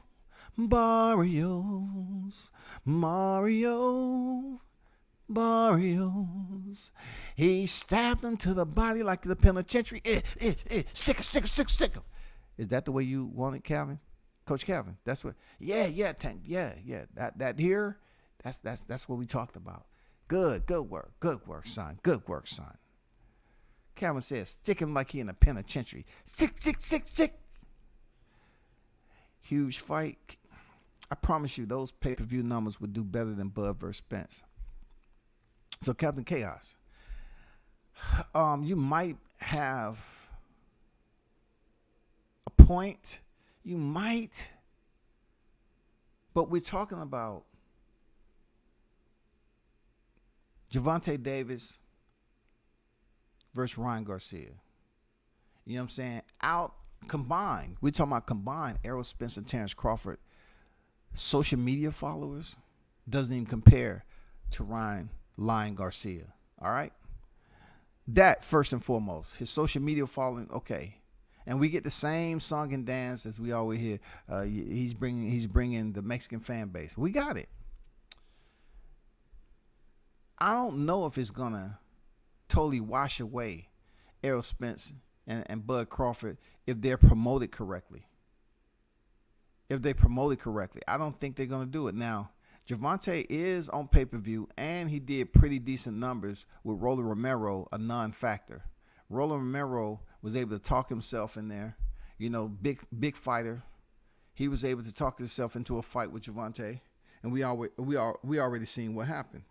But for Ryan Garcia, the crazy part about it is that people are just overlooking the fact what Luke Campbell did. So people, you know, you come in here saying, okay, they're going to do better numbers than Errol Spence and Bud Crawford. They shouldn't. They really shouldn't.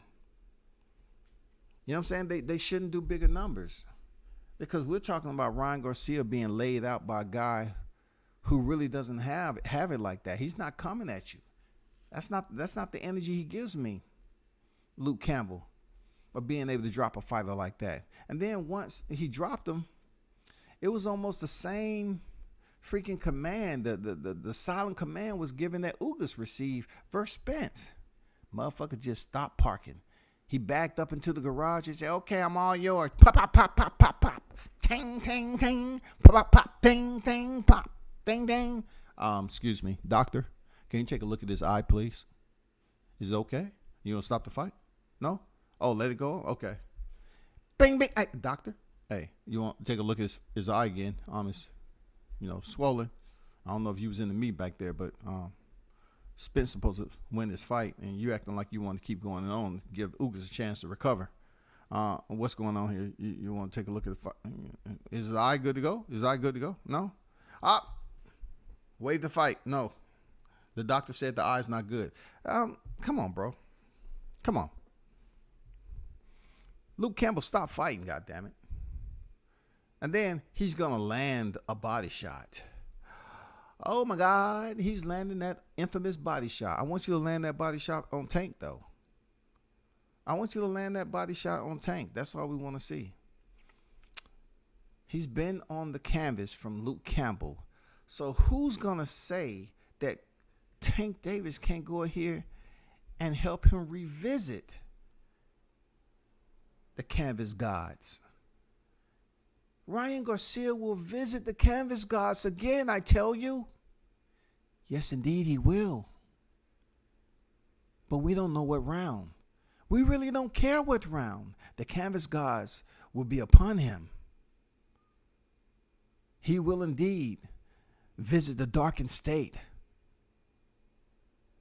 of unconsciousness. We are here to guide him, to make sure he meet his destination. By Baltimore's own Gervonta Tank Davis. It's going to happen.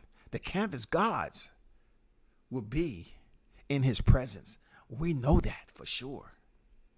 I'm telling you, Luke Campbell knocked Ryan Garcia down, not just with a knee. He didn't tap a knee. He didn't do a Sean Porter and just barely touch that glove. Ding!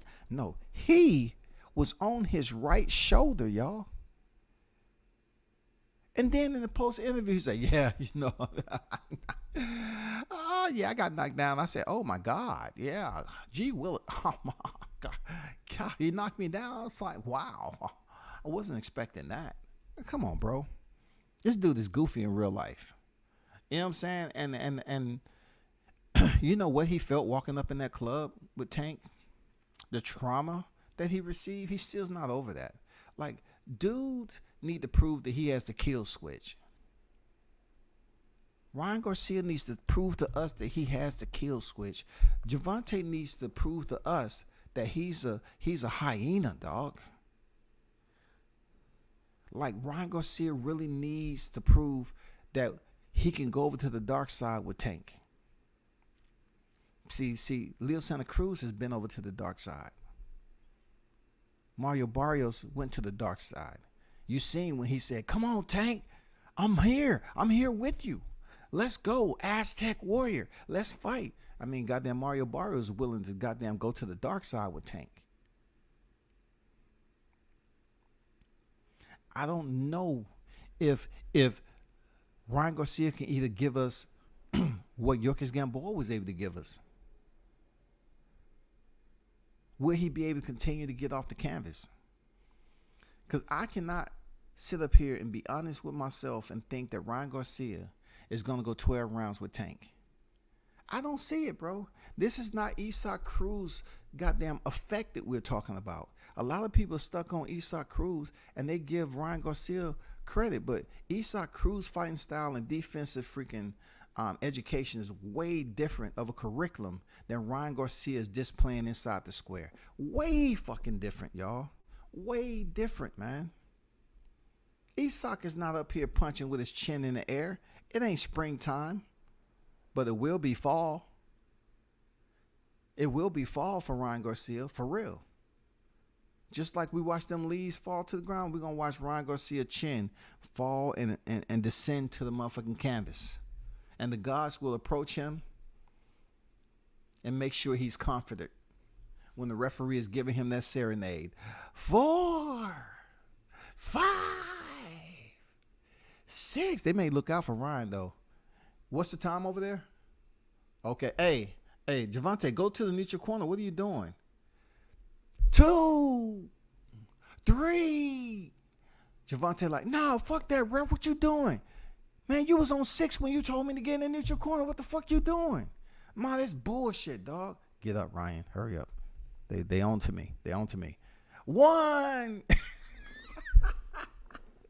2. Gervonta like, oh, goddamn, ref. You starting over? You bitch ass motherfucker. You bitch ass motherfucker. You started the count over twice. Man, I'm telling you, man. I think Ryan Garcia isn't making it to the final bell. I think this fight right here, Ryan wants it to be Canelo's moment that he had with Floyd. You know what I'm saying? Because ever since, when Canelo lost to Floyd, his career went through the roof. Even knowing that he never would step back in the ring with Floyd, early on after he stepped out the ropes, losing, and the first loss on his record, he probably felt deep down inside that Floyd may give him another shot sooner or later, but it never happened. With Ryan, I don't see how he believes he can win this fight, except if it goes to the scorecards and they can rob him or make it a draw for them to come back for a rematch and try to build this into a trilogy. Because it's going to make money, but they're going to have to sell it. Real talk. They're going to have to sell it. Like, little real talk, I'm just looking at it in this way, right? So you seen what Rolly did, right? Rolly was just able to box Tank enough until the knockout. So people was all happy and shit, and they was damn congratulating Rolly like, man, you fought your ass off, Rolly. You did what you're supposed to do. So take that in consideration, how Rolly now did very little in the first 5 rounds. When Tank started to pick up the pace in the 4th, Rolly still didn't do anything significant to combat that. Like, he didn't really put Tank in no situation to make you think like, oh man, this is a very, very tough fight. It's what didn't happen that had people tuned in like, oh shit, Tank ain't knocked this motherfucker out yet. Rolly's really the aggressor. He's forcing Tank to box off the back foot. So what? Anybody and everybody seen him boxing off the back foot against Isaac Cruz. He's proven he can do that. He can box on the inside. He can goddamn box off the back foot, or he can be the aggressor. That's Tank Davis. So for Ryan Garcia, the approach has to be a bit different. His approach can't be like Rolly. His approach can't be like Rolly. Like Rolly was pressing.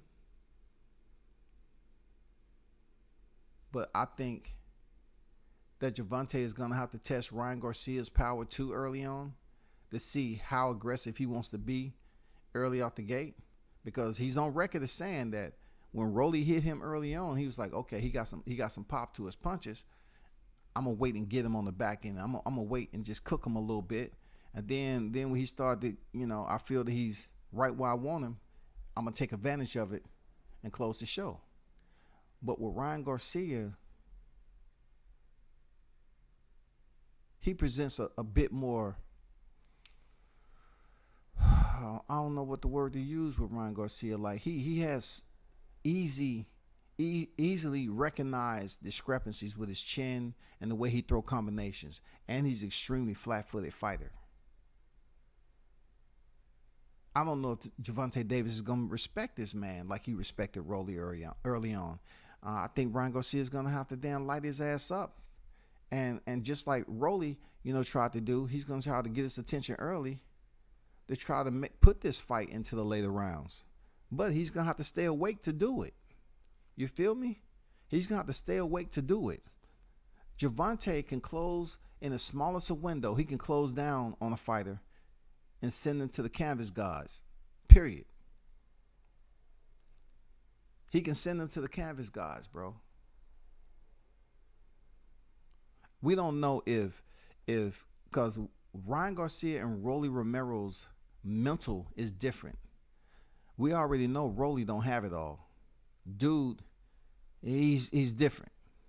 But Ryan Garcia, we still waiting to see if he has that killer instinct. We don't know if Ryan Garcia just has a kill switch, that ferociousness, man, to just say, fuck it, I'm going for broke. We don't know if Ryan Garcia possesses that in his body, bro. We don't know if that damn even exists. We don't know if he can push past that and just go black on us. If he can give us a blackout against Tank. Can he do it, bro? He didn't get that shit against Emmanuel Targo. Come on, man. He didn't get that against Emmanuel Targo. He didn't have to go to the dark side. But Gervonta is one of those fighters, man, that'll force him to go to the dark side, bro.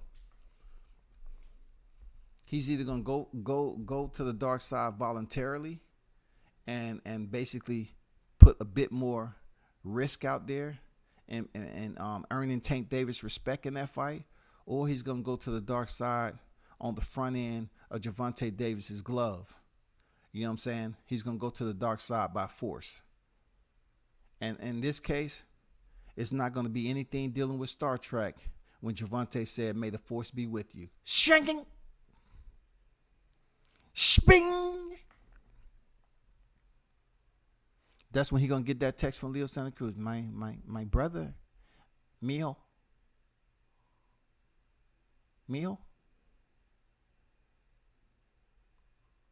You okay? Hello? Hey, somebody get him some agua. Bring some agua. Aquí. Agua. Sí. I mean, can you get Gervonta Davis respect through pure boxing skills and let the people know that, yeah, you not only has power, speed, but you have some respectable power. And then you combine the two. Is your heart and mind going to take you to a place you've never been with Gervonta Davis? Can and will you prove that you can make this shit happen? That's my question mark with Ryan Garcia. Can he be a doggy dog type of grimy competitor versus Gervonta, bro? Cause I'm just not getting it, man. I'm just not feeling this shit. I ain't gonna lie to you. My question was, will Garcia IG followers be enough to keep him conscious if he fights hard-hitting Davis? It's definitely going to bring some revenue to the table. What's going on, Mr. Paz? It's definitely going to bring some revenue to the table. But will it keep him off the canvas, though? Will all those people in attendance be able to rebel Ryan Garcia to fight the best fight of his boxing career? That is the big question for me. I don't see it, man. This dude is just seeing him in the vehicle, right? And how he seemed a bit sad that he was trying to make a fight with Gervonta.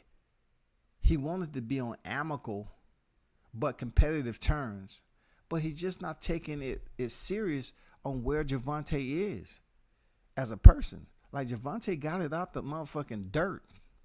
He got it off the streets. He's been there in a place that Ryan Garcia can never fathom of being. But he just think it's Chuck E. Cheese. He thinks this shit is the YMCA. You know what I'm saying? He thinks this shit is Wally World. He just want to walk him there with ice on. Hey, Tank. Yeah, it's all good. Yeah, it's cool. Yeah.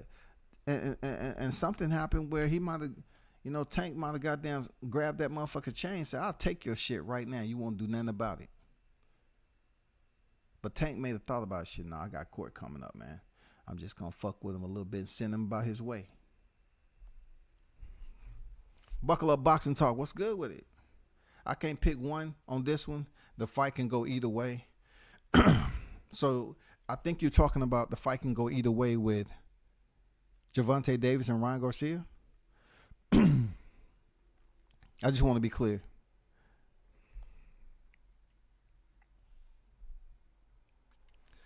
I wouldn't attribute tattoos to street imagery or appealing to the black culture.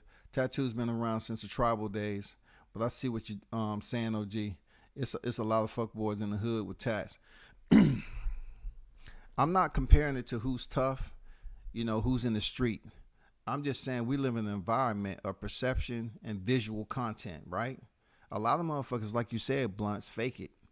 You know what I'm saying? They fake that shit. But ink, in a sense, is a type of semiotic that people deal with. It sends a message. Like, you can have ink, you can have a full sleeve, and people might look at you a little bit different than you would if you didn't have no tats and you was wearing a tank top. They may consider you a person that doesn't gravitate towards trouble, or a person that's neutral when it comes to the culture. You know what I'm saying? Just social media give people vibes and stupid perceptions. So we know people fake it all the time on this motherfucker. But when it comes to boxing, a business, it feel like they trying to diminish Ryan Garcia's good boy image, right? They trying to do that for the Tank fight. They say, we need for you to cater to the black boxing fans and this too. You already got the Mexican boxing fans. We need for you to goddamn just take it a step further, get yourself inked up, be a little bit more harder, you know what I'm saying, a little bit more grimier. You know what I'm saying? We just need you to present that street awareness leading up to this fight. Because when we put these damn flyers out here, we want people to, kind of link you up with Gervonta. Oh man, fuck that, Ryan. Okay, Ryan. You know how black fight fans can be. Oh man, shit, Ryan, man, he ain't that good boy no more. He's going to the dark side on this. He's training his ass off. You know what I'm saying? He don't when he got inked up too. Ryan about that life now. Man, stop it. No, we're still talking about the guy who's doing flash videos. We're still talking about the reaction drill guy who closes his eyes in between combinations. You know what I'm saying? I mean, come on. Let's be real with ourselves, bro. We're still talking about the guy who's inside his freaking home, having his friends over, doing body shot challenges. That's the guy. We're talking about the guy who's actually behind the wheel, with glossy eyes, and sweat dripping off his eyes, in a manner of crying and weeping, just because Gervonta kind of punked him out in the club. You know what I'm saying? I get it, bro. I get it. But I respect that, what you said, Blunt. I just feel like what I'm getting at as far as social media perception. He has his own fan base, but now coming up to this fight, he's trying to do something different. He's trying to give him the bad boy image, bro. That's all. To me, Mr. Pads was good. The catch rate will prevent Ryan from digesting his body shots. 136 pounds. Tank will be comfortable. Ryan will be uncomfortable. If they cut weight properly, we're talking about this fight possibly going in April, right? That's more than enough time. That's more than enough time for him to drop weight. That's more than enough, bro. As long as he stay away from Texas, that's more than enough time for him to drop weight.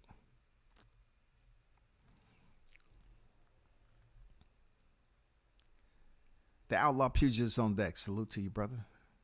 Do the Mexicans claim Ryan, especially after what he was talking about, Canelo and Eddie? Rolly sold that Tank fight. Rolly sold it so good I actually went and bet money at the casino on Rolly. Look, Rolly didn't sell me anything. He didn't sell me a piece of lint. He didn't sell me any air that he was talking.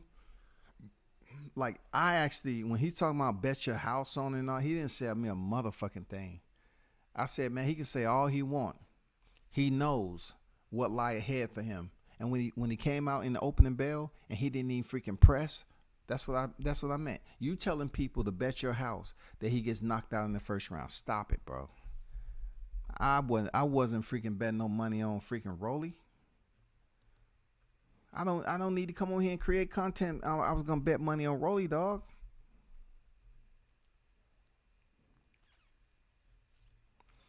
Tank owns the boxing wage right now.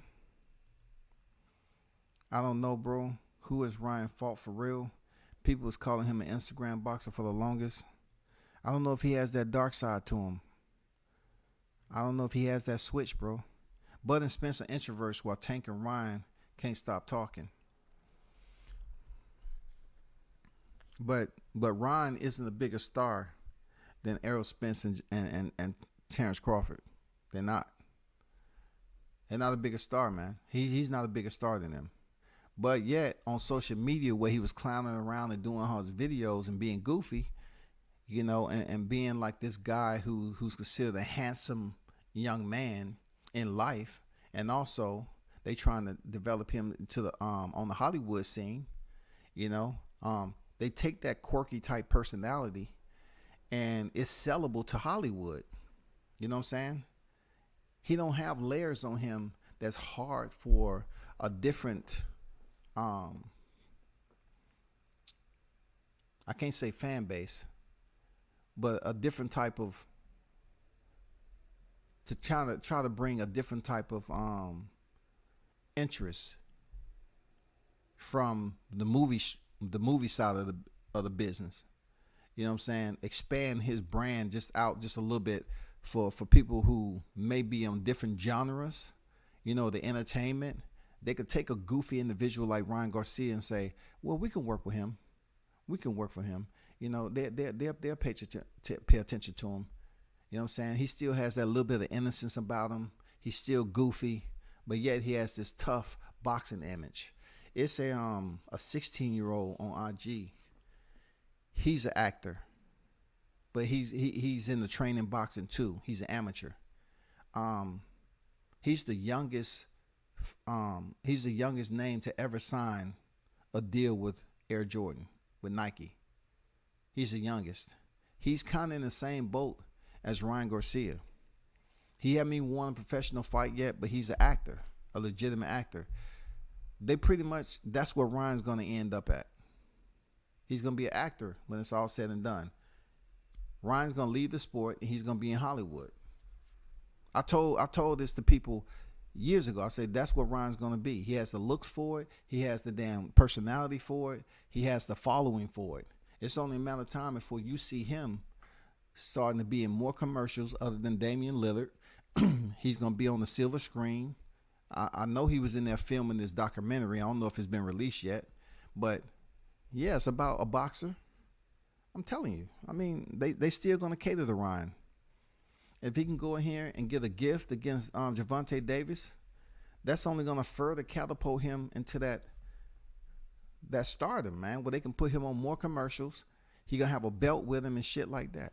I'm just giving you a picture. That's all.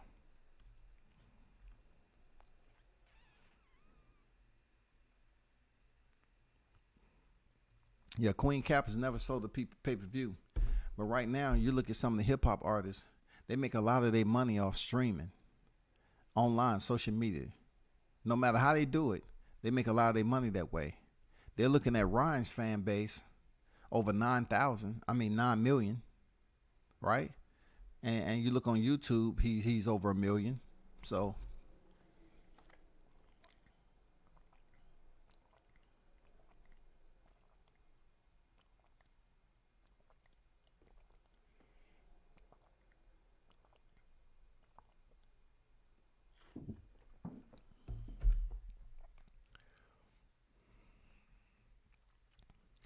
look at the big picture, Blunts. Look at the business side. Tank and Ryan are the hottest dudes in the game right now. They the hottest dudes in the game? I can see Tank, but Ryan, it seems like Ryan is only getting this notoriety off the cape of Tank. You know what I'm saying? Off the momentum of Tank. Tank has the more of the highlight reel, moments that people look back on and they want to call him the pocket Mike Tyson or the new Mike Tyson and shit like that. But what has Ryan done outside of build up a social media following? Who has he beat? What has he done on pay-per-view?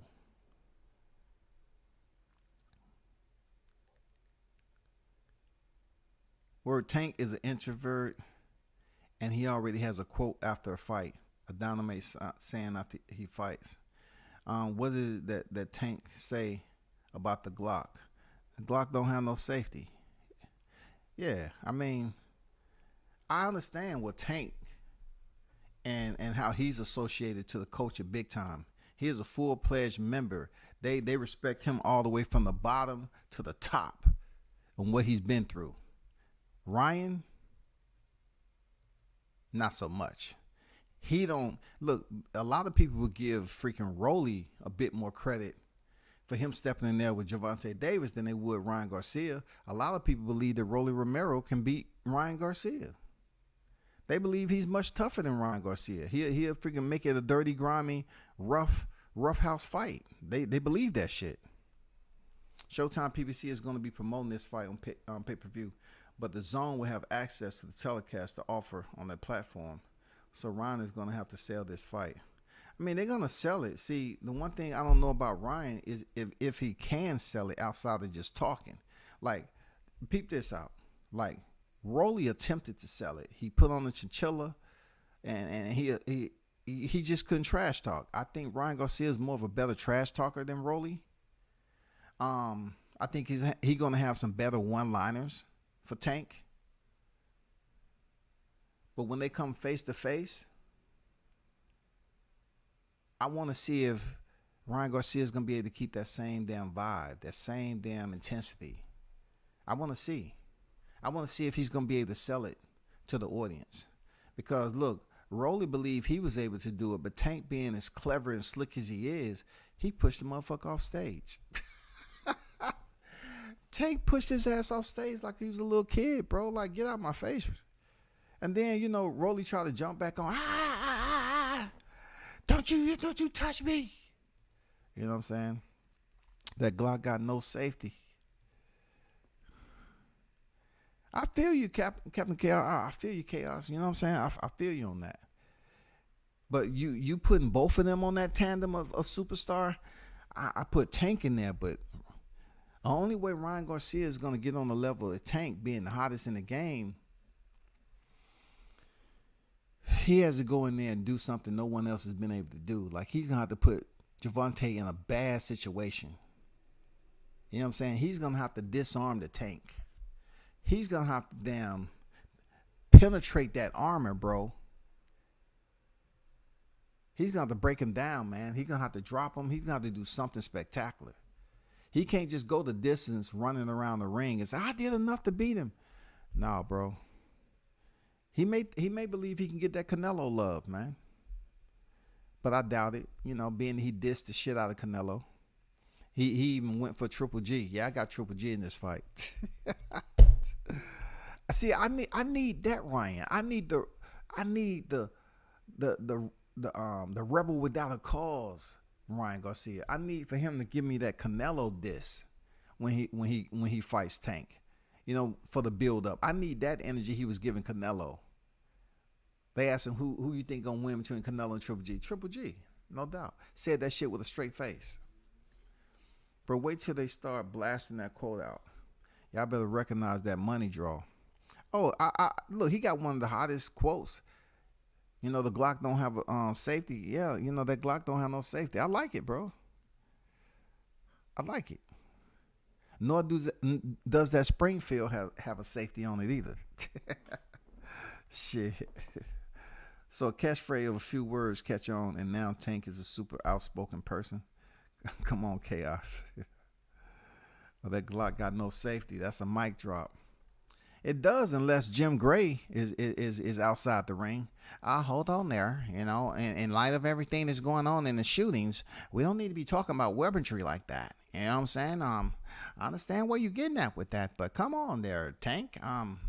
You're talking about gunplay, and the Glock don't have any safety, and we need to be highlighting gun safety.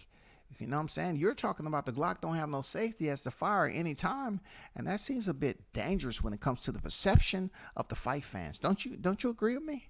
So let's be careful. Man, I was like, Jim Gray, shut your ass up. You better be glad you didn't get that B-Hop moment. You better be glad you didn't get that Floyd Mayweather Jim Lampley moment. You better be goddamn glad the Tank is on a new freaking mission. You know what I'm saying? To only fire when necessary. For real. You better be glad he's on that new mission to fire when necessary. Because he would have cussed your ass out like Floyd did Jim Lampley. You ain't going to do shit. Shut your punk ass up.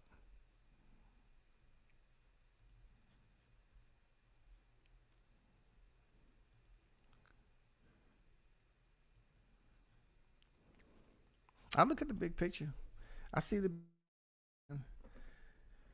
I don't think both of them together is bigger than Errol Spencer and Terrence Crawford though.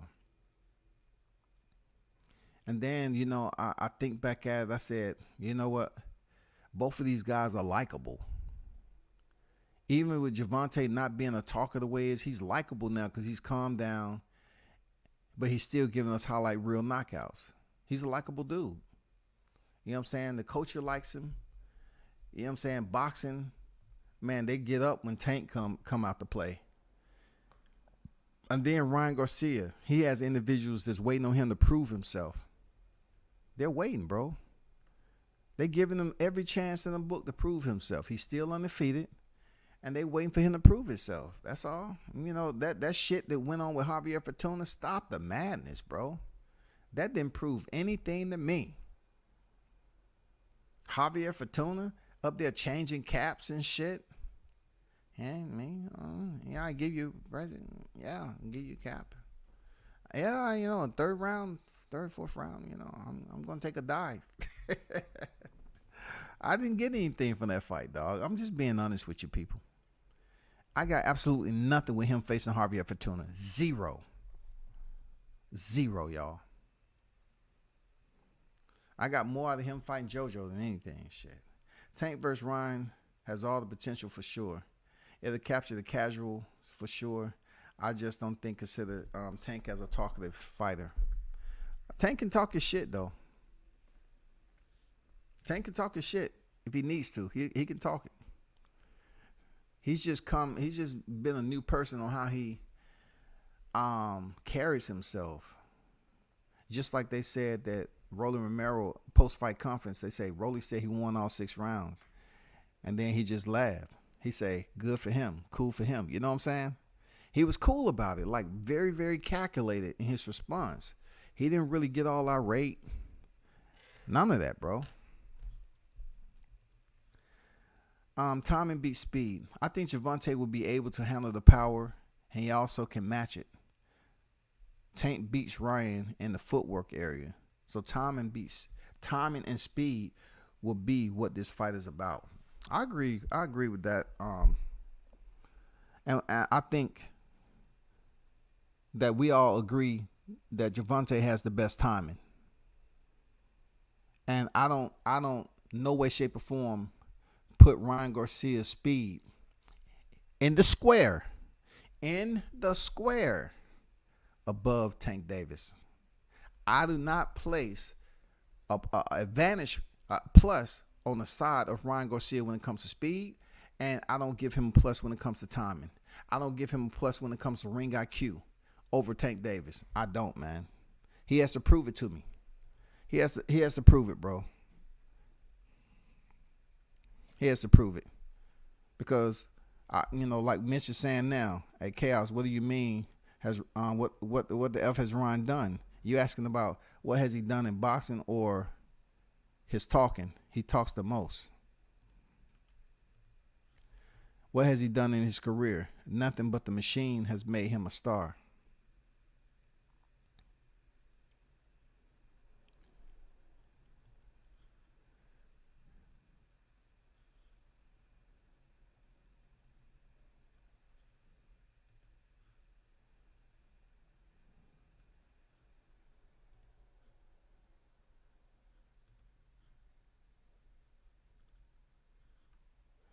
So that's why Tank turns up and shows just because he's small, he can hurt you. He can do everything a boxer is supposed to do, and it might get you knocked out.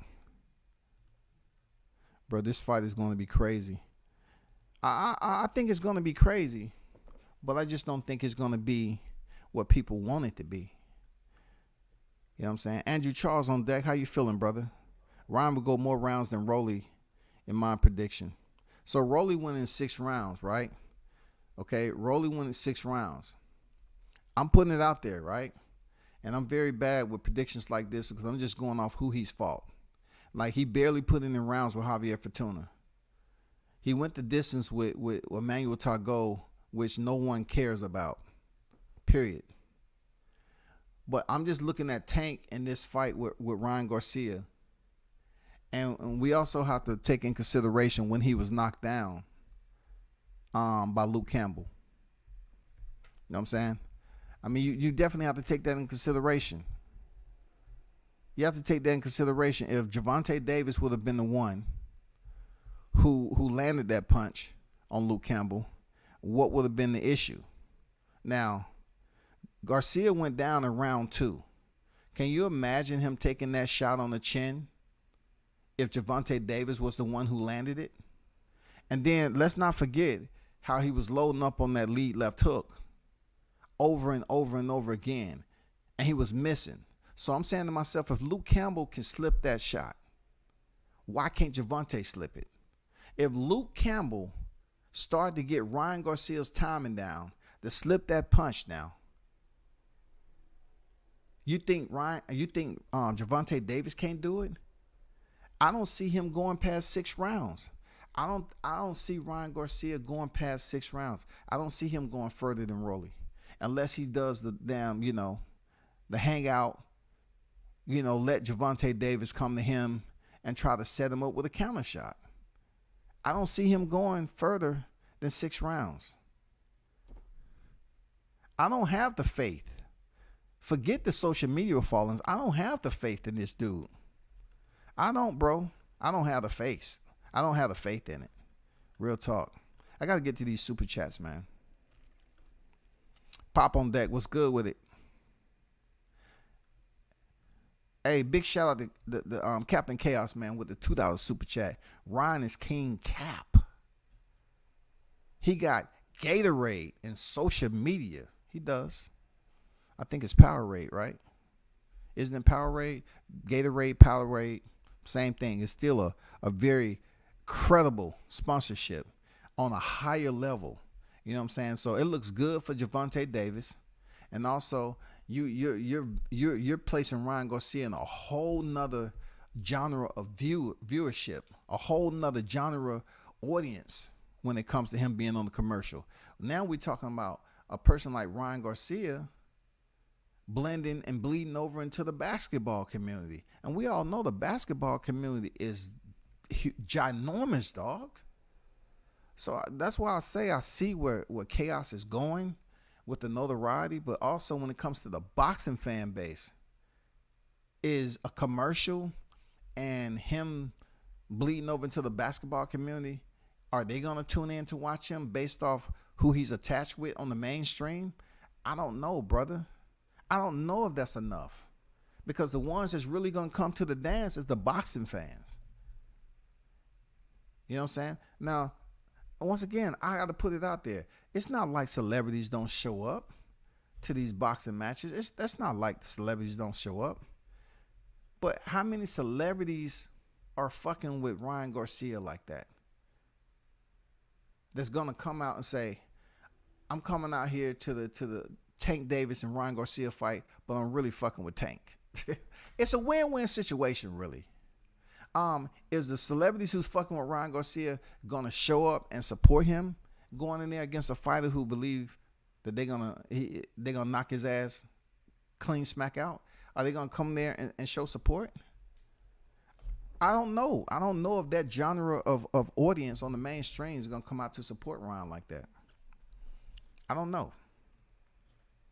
I said last night, right here, anyone between 130 and 40 pounds want to be on pay-per-view, gonna have to fight Tank. That's a good assessment. Real good assessment.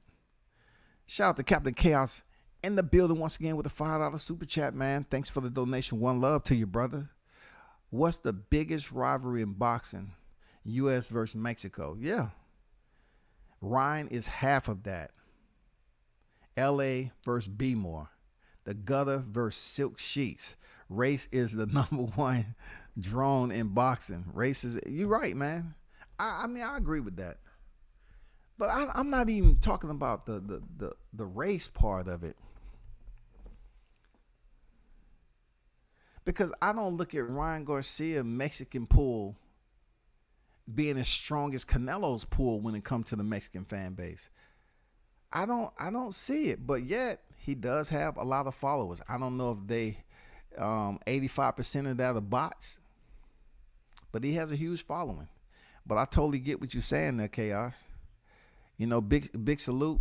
Thank you for the super chat, man. Shout out to King Mitch with the $5 super chat. He said, Queen Cap, Miss Grande Sombrero. You know what I'm saying? One thing about Mitch, he's going to stay on topic. When it comes to damn Queen Sombrero, he's going to stay on topic, bro. Captain Chaos once again, man, with a $5 super chat. One love to you. Much appreciated, brother. He said, King, we doing super chats on Tank vs. Ryan? This proves that the fight was sell. We spending money right now on the fight. Glock got no safety. God damn. Chaos bringing that shit, man. Hey. But I you know, you should have waited, you know, before you even brought that super chat, because, you know, it seemed like Mitch went back. He said, oh, yeah, you're right. I'm spending money on this. I'm going to save my money, goddammit. I'm going to save my money, goddammit. I ain't spending it right now. Ryan lacks footwork. Shout out to Jameson on deck. Ryan lacks footwork, defensive instincts, head movement, ring IQ, etc. This could easily be a Ryan Garcia public execution. The Glock has no safety. Damn, the Glock got no safety. The Glock, no safety. These comments sometimes don't have no safety on them. Shout out to the dang super chats. You know what I'm saying? King Mitch and Captain Chaos in the building. Appreciate y'all. I agree. Look, I'm not disagreeing with Chaos when it says USA Mexico sales. Real talk. But all I'm saying is, when it comes to Canelo, the cash cow, you know what I'm saying? And when it comes to Ryan Garcia, there's a different level of attention when it comes to the Mexican, when we're talking about the Mexican fan base. The attraction is different. You know what I'm saying? The magnification is different. It's different, bro.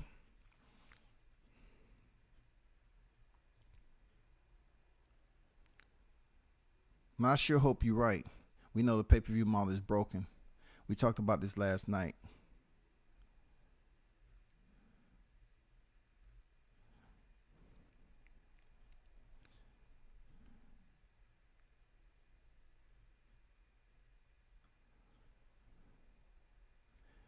It's plenty of boxers that do it. Yeah, you're right, Chaos. He make a good point. He said, Blunts, who did Floyd always choose to fight? We see it still playing out. We even see it with Gervonta Davis. You know what I'm saying? When Gervonta Davis, stepped in there with Leo Santa Cruz, he also catered to the Mexican freaking battle garb. He did. He catered to the Mexican battle garb. It's been plenty of fighters that try to come out in the Mexican colors and stuff like that. Hey, that's what happens. They want to build up the Mexican fan base, to get those tickets and bring those butts to the seats. I get it, bro. Chaos has been firing off today. I guess he came in here with a Glock. Blunt's been firing off too. But look, Tank said, bring out the Brinks truck. I feel like the fight will sell, fam. I'm just saying it's going to miss out on some money. Pay-per-view different than it was in Floyd time. Yeah, but Tank has proven that regardless if he was maybe other promotions or not, they putting this man on pay-per-view, man. He's getting paid. Not only is he getting paid, he's cashing in the chins inside the ring. You know what I'm saying? When you cashing chins inside the ring, people tune in. Once again, when you cashing chins inside the ring, people tune in. And that's what Tank Davis is doing. He's cashing chins. Ching, ching. He's cashing chins. Oh, another brutal knockout. See, he may not have cashed in the chin of freaking Isaac Cruz, but now we have people talking as if Isaac Cruz is going to do more damage than he did the first fight. So it was still beneficial for Tank. Because if indeed he ever fights Isaac Cruz again, if you know what I'm saying, people are going to always say, oh, he went the distance, so this is going to be good. That's even after him knocking out Ryan Garcia. Let's say he goes in there and knock out Ryan Garcia, right? And Isaac Cruz's name comes back up. They're going to be like, well, he didn't knock out Isaac Cruz the first time. I think Esau may have his number, man. He just need to switch it up a little bit. I think this is going to be the fight to do it. See, now he's getting into the Floyd Mayweather type of mentality that the fight fans had when people was purchasing tickets to see him lose. Now, if somehow, some way that fever catches on and people end up paying to see Tank lose, he's going to make that money. He's going to bring the butts to the seats, bro. He's going to bring the butts to the seats. Real talk.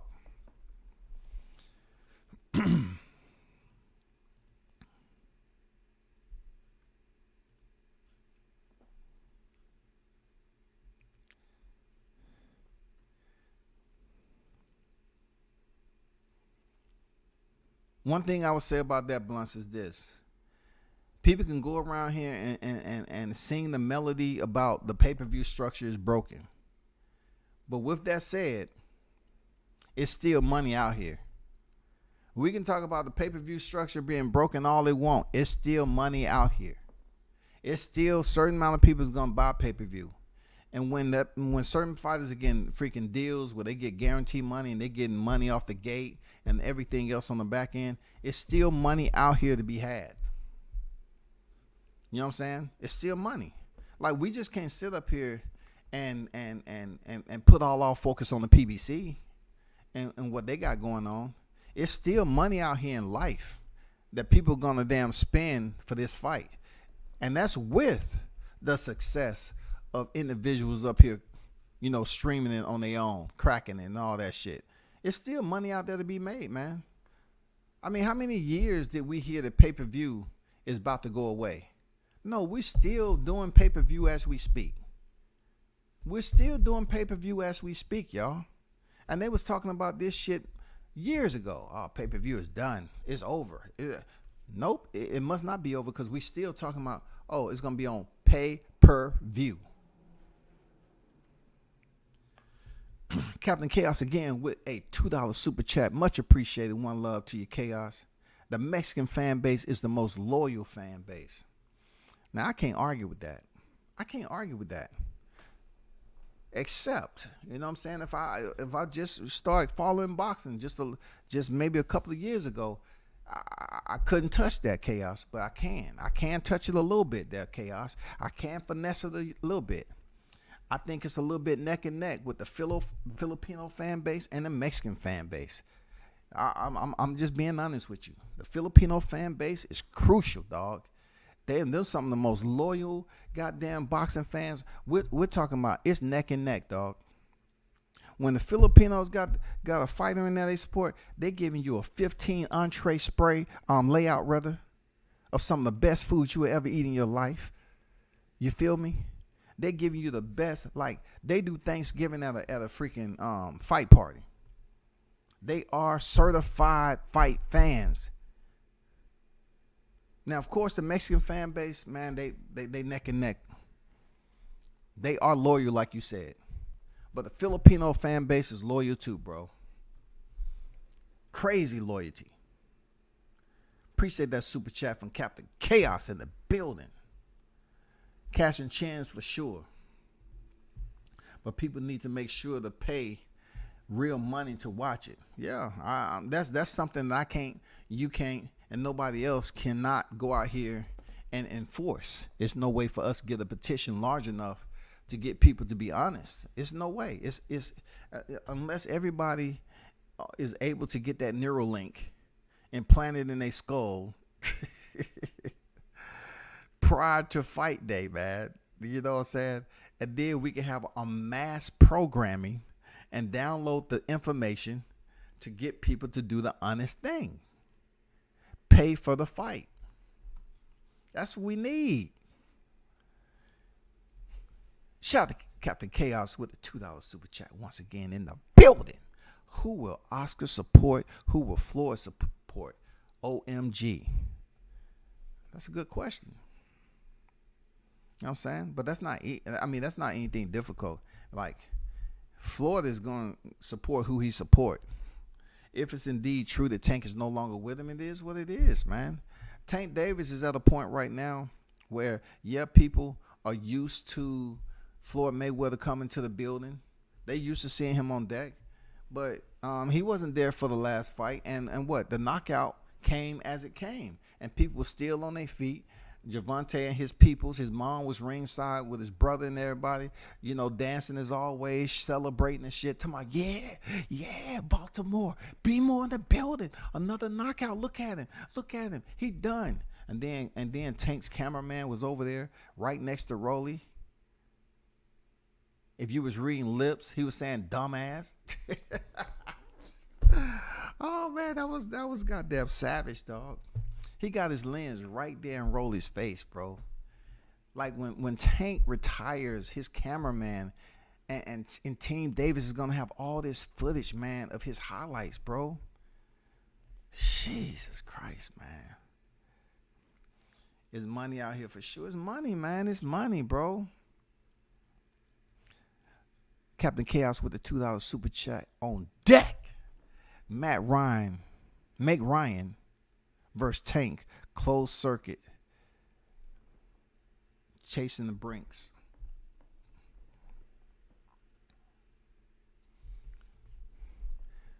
Who's gonna do closed circuit? What network? I'm just curious. What network? But shout out to Captain Chaos, man, with the $2 super chat. Much appreciated, brother. Thanks for the support. Real talk. You already know what it is. See how we talking about this fight? This is why it was never going to take place this year. It's been set up for next year, like I always thought. Yeah, I mean, I'm talking about, you know, the topic. I could have made this live about Terrence Crawford and Errol Spence, but I do cover boxing and MMA. You know, I can speak on other genres, other damn fighters of the sport. I think this topic right here, you know, the two primary, of course, is Bivol Canelo and Garcia and Tank.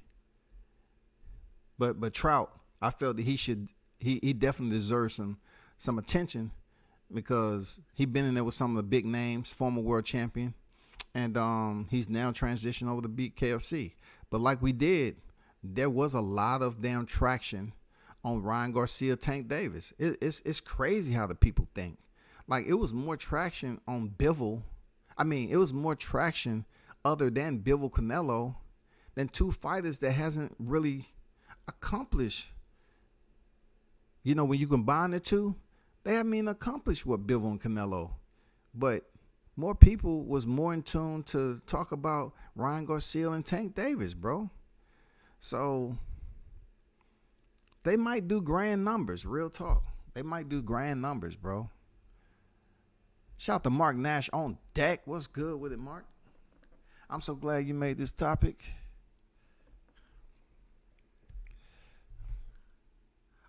People can never forget I do cover boxing. Even though I might take time to pretty much bury people, that's not what I do for a living on my channel. Whenever I choose to make a headstone, I will, but I do talk about the sport of boxing and MMA and BJJ. Captain Chaos on deck with a $5 super chat. Once again, this fight can put Tank in corporate America. Who was the last African American fighter in corporate America? Mike Tyson, Punch Out, etc. Hey man, I can't really sit up here and frown upon that comment. I can't debate it, nor do I have an argument for it. All I'm saying is it's so much repair for Tank Davis. Like, once again, I always say this about boxing, man. These cats come from all walks. All walks. And those walks of life isn't like you have a clean slate. Like you coming in here unblemished. Yeah, boxing has a lot of individuals that come from all walks of life. But the repair, the repair when it comes to the public acceptance, defeating somebody like Ryan Garcia and continue to show his maturity and stay out of trouble, is it enough for him to go to corporate like that? Is it enough? I haven't seen anybody touch it yet. Seriously, I haven't seen anybody touch it yet. I know in the boxing community, it's going to take more than y'all talking about it. But I haven't really seen them touch that, man. I know we can talk about the process of reasoning. Give it a chance. You know what I'm saying? Just allow it to mature a little bit. Allow Tank Davis continue to go ahead and perform. And it may happen. We don't know, man. Seriously, we don't know how that's going to play out. He said Errol versus Bud is stale. That shit ain't stale, dog. What makes it stale is individuals that's proven to allow other channels to force their narratives. Like you have other channels up here willing to stay and just talk about Bud. Cool. You make it easier for me. Go ahead and keep putting information out there that makes no sense at all. Continue to make everyday videos about Bud Crawford. That's cool. I like it. I like it. Blunt said, yo, want Bellator MMA set their broadcast debut on CBS. They got a February event live on CBS and Paramount. You think PBC up next? I mean, the one thing I can say about Bellator, you have to look at them being with the Zone previously. They welcome people coming in to get that shit out. Bellator welcomes that shit, man. This is not the first time that they're switching up. They welcome the shit. The Zone used to be over there too. They did a little bit here and there. They dropped in, dropped out. So this is no surprise to me. It's according to how they keep it. You know what I'm saying? It's according to how long they keep the communication lines open. Bellator is trying to grow. They're trying to find their niche to be able to continue to expand their broadcasting efforts along with the quality of competition. They want to have just as much notoriety as the UFC, man. Bellator is the closest to the UFC than any other organization out there. Hands down, period. Bellator is a big deal. If people are not going to get a UFC fight, they'll tune in to Bellator. It's a win-win. They have some good fights over there too. They just a smidget behind the UFC because the UFC is considered the top of the echelon when it comes to mixed martial arts, period. They have their roster of fighters is considered to be, the cream of the crop. Not across the board, but I'm talking about the ones who's competing for the strap. One love and shout out to Captain Chaos once again with the $5 super chat on deck. Oscar vs. Chavez 1 was closed circuit. HBO versus Showtime. Don King versus Aram. People will come out for closed circuit TV. Hooters will be out the chain, titties and boxing. Yeah, man. Now we talking. Goddamn titties and boxing. Let me just frame that right quick. Yes, sir. Takes me back to the olden days.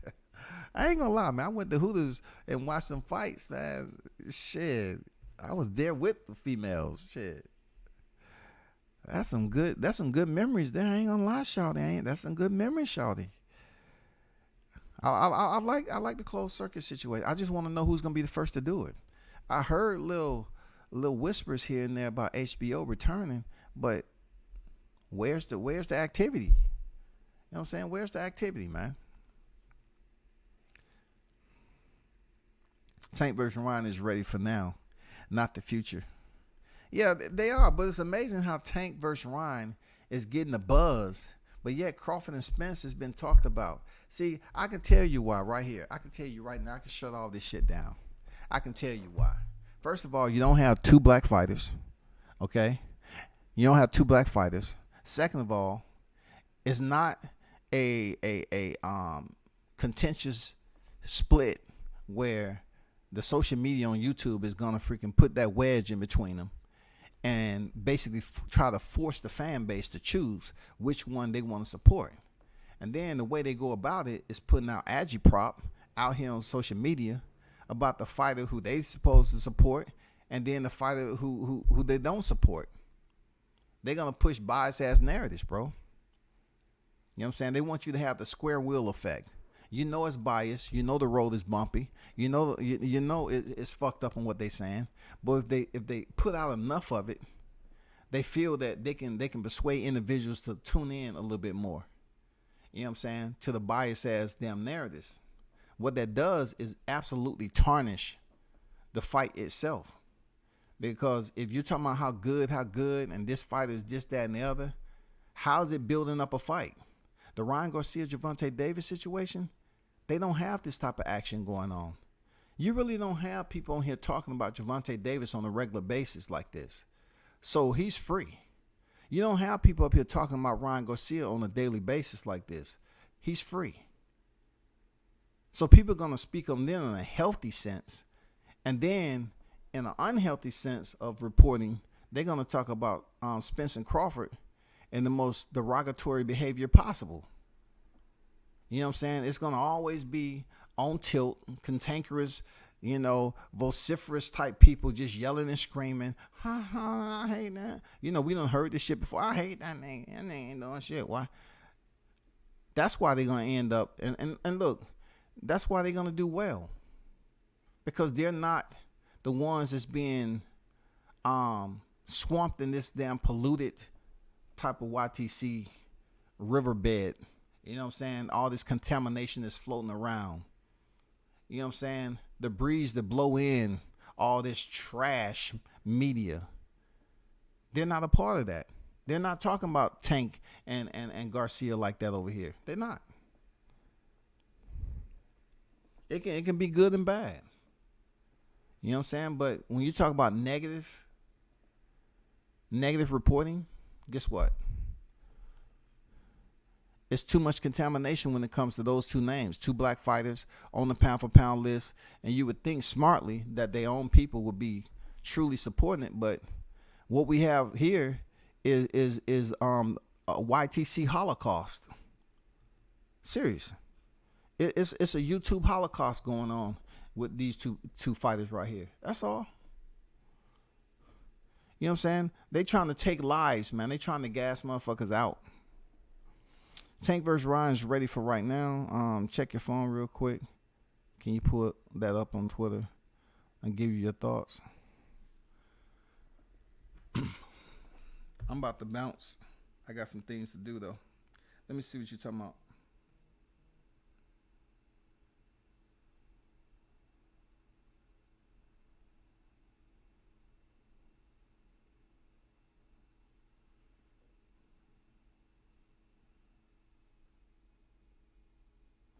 I'm going to say that for tonight. That Blunts, appreciate you. I'm not going to blend it in on a live I've been on for damn near 2.5 hours. It's just going to be caught up in the back end of this live. You know what I'm saying? So I'm definitely probably say that for another live. Appreciate the drop though. Appreciate the drop. Hooters have better wings than Buffalo Wild Wings. Man, Hooters got some nice wings, bro. You know, the women are who the women is. I used to date a couple of Hooter girls. I mean, the uniform makes them look, you know, the way they supposed to. But, man, you can find some bad ones out there in the street, too. You know what I'm saying? But shout out to Hooters, man. They do have good food, though. They do have good food, and I'm not going to lie to you. But, man, I got to bounce. I got some things to do. Man, y'all been rocking out real. I'm talking about heavy on the damn boxing arsenal today, man. Y'all was firing shots, man. Participating, educating, all that. Shout out and big shout out to the damn supporters who donated to the channel. Captain Chaos, King Mitch. You know what I'm saying? Much appreciated, man. Thank y'all for donating to the channel. And also, hey, do me a favor and hit the like button, man, if you haven't already did it. I'm not over there all the time checking the likes, but we only have 13 likes, which, you know, it's no problem with me. But if it was more people on here that didn't hit the like button, you can do it now. And tune in for the new notifications for me to go live each and every time. You feel me? Continue to sub to the channel. Continue to tune in. You already know what it is. Chaos, Mitch, appreciate your support. Turn up and tune in to World Combat Sports. I'm out.